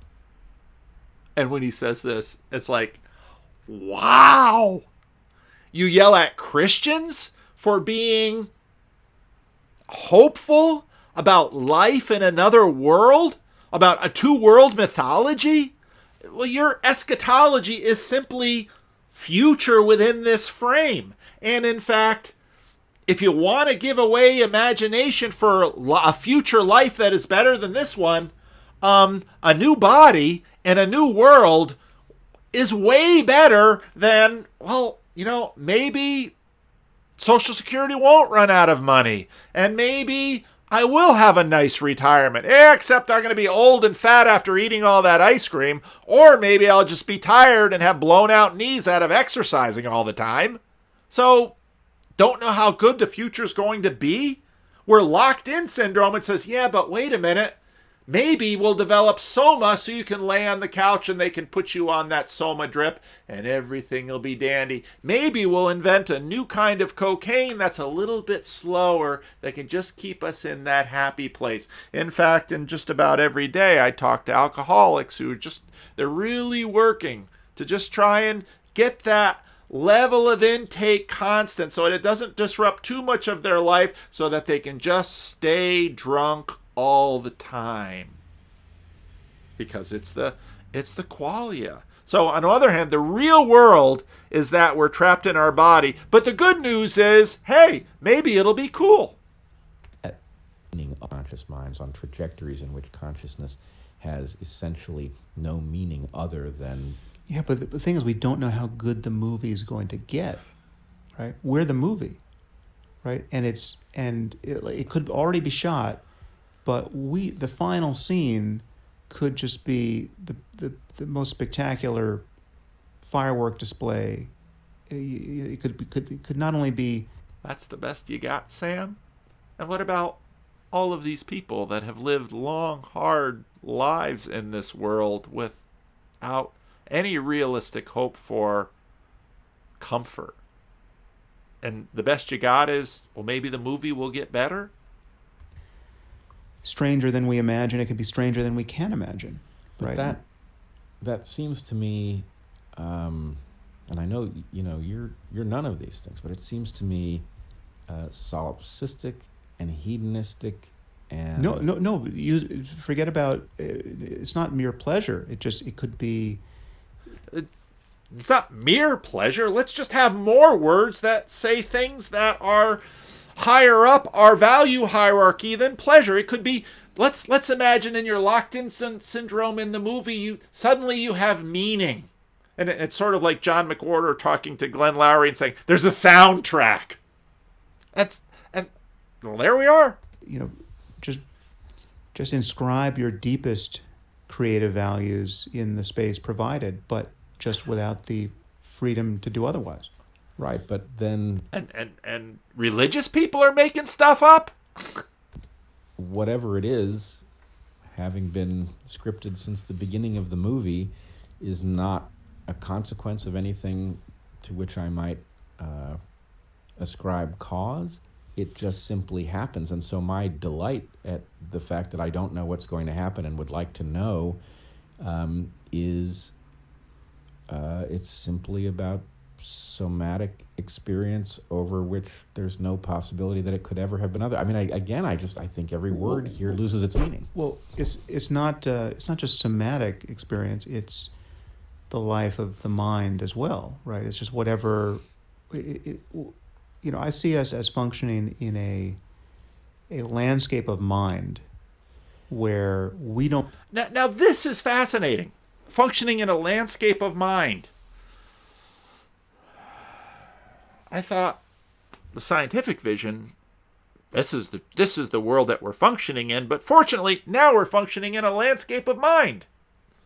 We don't know what experiences are possible. Yeah. Right. We know the ones we've had, and we can form intuitions about what should be.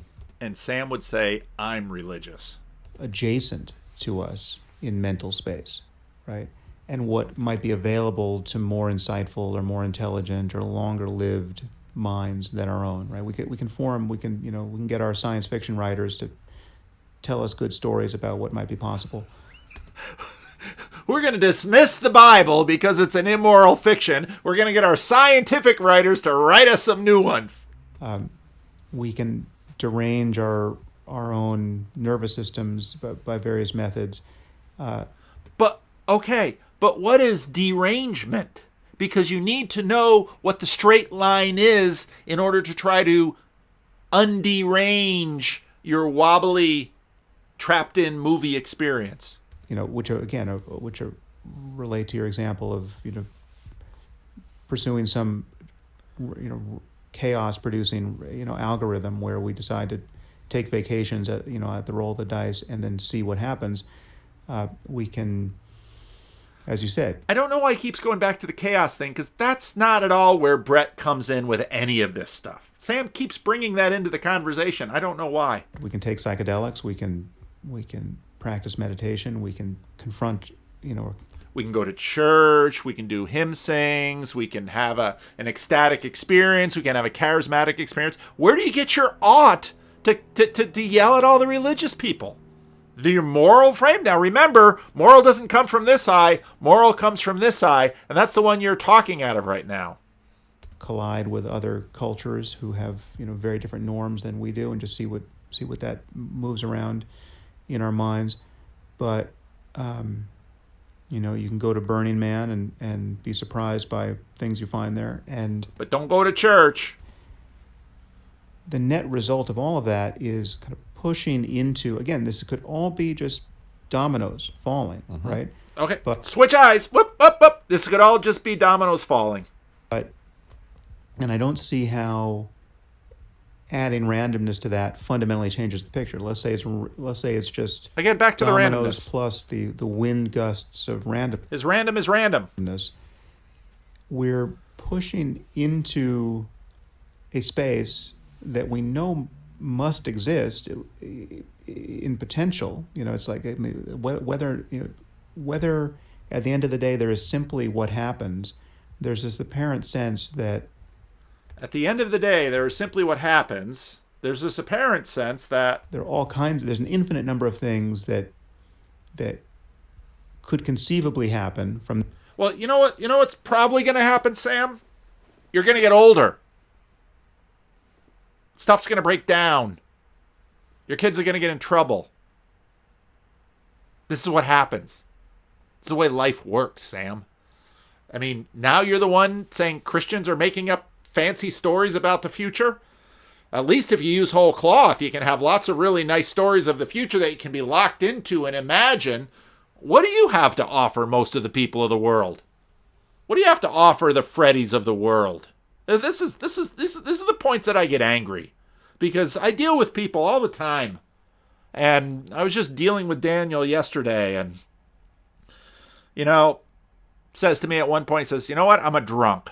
You are, Daniel. You are a drunk. You're an alcoholic, and you show no desire to get off the alcohol. And the best that you can do is try and keep yourself just drunk enough so that you don't feel too much.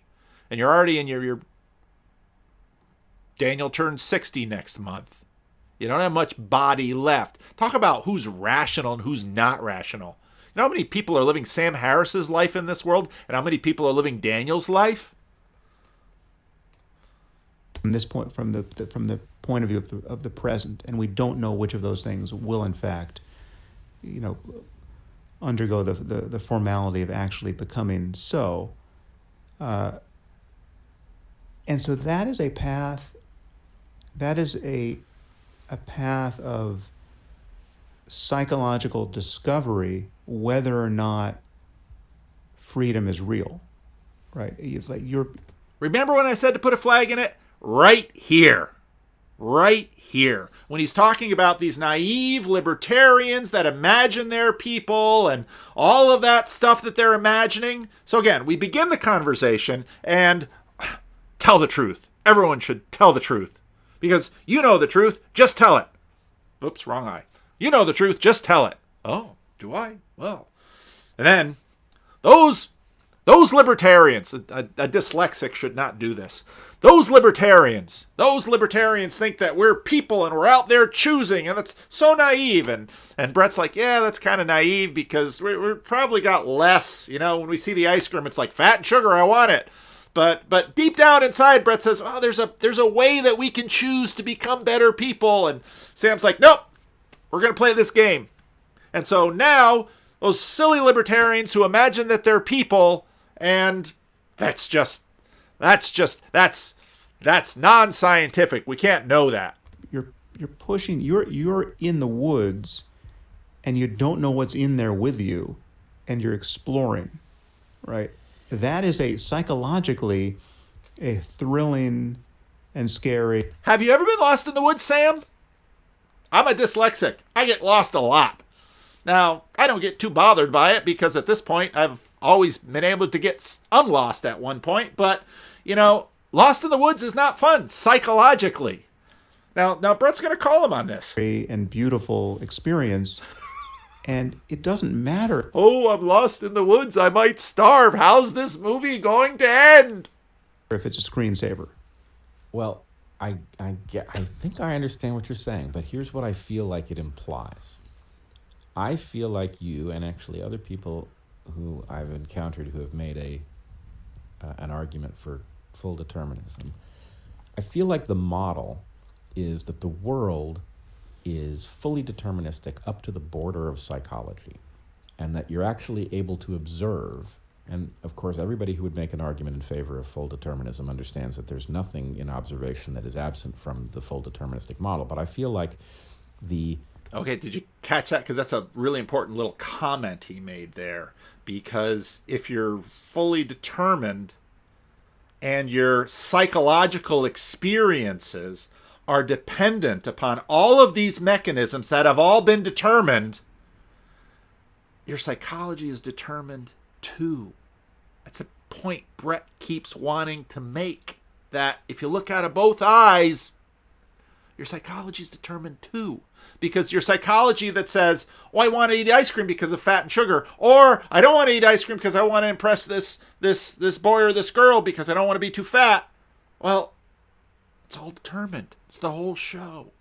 So your psychology is determined too. And so, Sam, when you, on one hand, you say, well, it's all determined out there, but psychologically, it can be wonderful. And he's like, well, you want there to be one world. The manifest image is on top of the scientific image, and it's all locked down. Brett's a pretty rational guy. Things that you say relative to meaning, observation, doesn't matter if it's a screensaver because it's still beautiful and fascinating to you, that all of that more or less assumes a mind that is independent of complete determinism, trapped in a world that is completely deterministic. So that there, you got the locked-in syndrome and the meaning crisis right there. The human being, it has no meaningful ability to deviate anything, but it's still functioning in a way that you can appreciate it. Whereas I would say the word appreciate has zero meaning. You know, does the Okay, now go back and what happens when Daniel Dennett gets in a corner? This is exactly what Sam Harris does now. This is exactly the moment at which Bret Weinstein just came down with a really huge logical argument, put it right in front of Sam. What's Sam going to do? No, the appreciation is still mere mechanism in this picture, but it feels a certain way, right? So, and like So it's an illusion, but it's an illusion that we like. What about the illusions that we don't? I didn't author my preference for beauty over ugliness, right? But finding that I have one becomes actionable. Right. Again, and to the degree to which actionable, I'm moved by it, or if it flips tomorrow, is again something I can't account for. But there's still this experience of being suddenly presented with something that you didn't see a moment ago, and finding it beautiful. And there's no place, you don't have to justify that you don't have to stand outside of that mechanism to justify it, to make it actionable. Sounds like a hedonist. It's just there, right? It's just a locket. But a hedonist at least has the ability to pursue pleasure. Sam's just locked in and, well, I hope the movie gets better than this. And if not, I can kill myself. But that's action too. And key that you keep, marrying and twisting again and again, and they change. But right? In this picture, you're describing a circumstance in which the mechanism is acting through means that are utterly bizarre if they don't mean what they appear to me. So the fact that I am speaking to you by vibrating the air molecules between us in such a way that they vibrate a membrane in the side of your head, which then causes Now we're back to Sam's trying to employ the scientific image. Hairs in a canal to flop over such that you can deduce the abstract meaning in my mind and build a version of it in your own mind. That's such an odd way. If I say, hey, pass the salt, and I'm doing this through this utterly magical mechanism of vibrating air molecules between you and me, right? And the purpose is to get the salt from your side of the table to my side of the table. What a mundane thing to happen in a universe by such an odd means? Why am I able to put an abstract thought into your mind from across the room? No one ever said this wasn't strange. It's everything is strange. No, I think it's preposterous. I think it's like saying that a then- coastline but gets compared to longer as what? you measure it more closely. But I mean, this is the joke. You know, people say life is strange, but you know, I say compared to what? I don't know who this is, Randy Newman or somebody. But what? And then they're going to go into Don Hoffman, and this has gone on long enough. Basic questions: is purpose real or illusory? The purpose says that we know. Illusion, as David Bentley Hart points out, is only a problem in a frame of purposeful, willful, conscious agency. Illusion is a function of lying, which again, ironically, where this whole thing started, Sam just keeps switching eyes. Is the universe finally willfully personal or blind, impersonal? And this is where you get, are we a screensaver? Well, did someone do the screensaver? I'm really offended imagining I'm a screensaver. And I want to get back into the question of the meta-divine realm or God. But morality then comes into focus, because morality is always a function of value. And value is not in the scientific image. Value is part of, again, the manifest image. Will, purpose, outcome, rationality. It's all in there. There is will behind both of the eyes. We develop the scientific image in order to purpose, colonize the world of Group A. There is no purpose to live in that world because there's no purpose in that world. It's just stuff. It's just math. Purpose was already taken out of it by us, by definition, when we made it. Go back to David Bentley Hart and Francis Bacon. Go back to Daniel Bonevac and Manifest and Scientific Image. The real world, well, when we say the scientific image is the real world, well, that's a world that we have made. Remember? We made that world. We made that vision. We constructed it in a certain way, with assumptions in a certain way, so that we ourselves could achieve and colonize the Group A world in certain ways.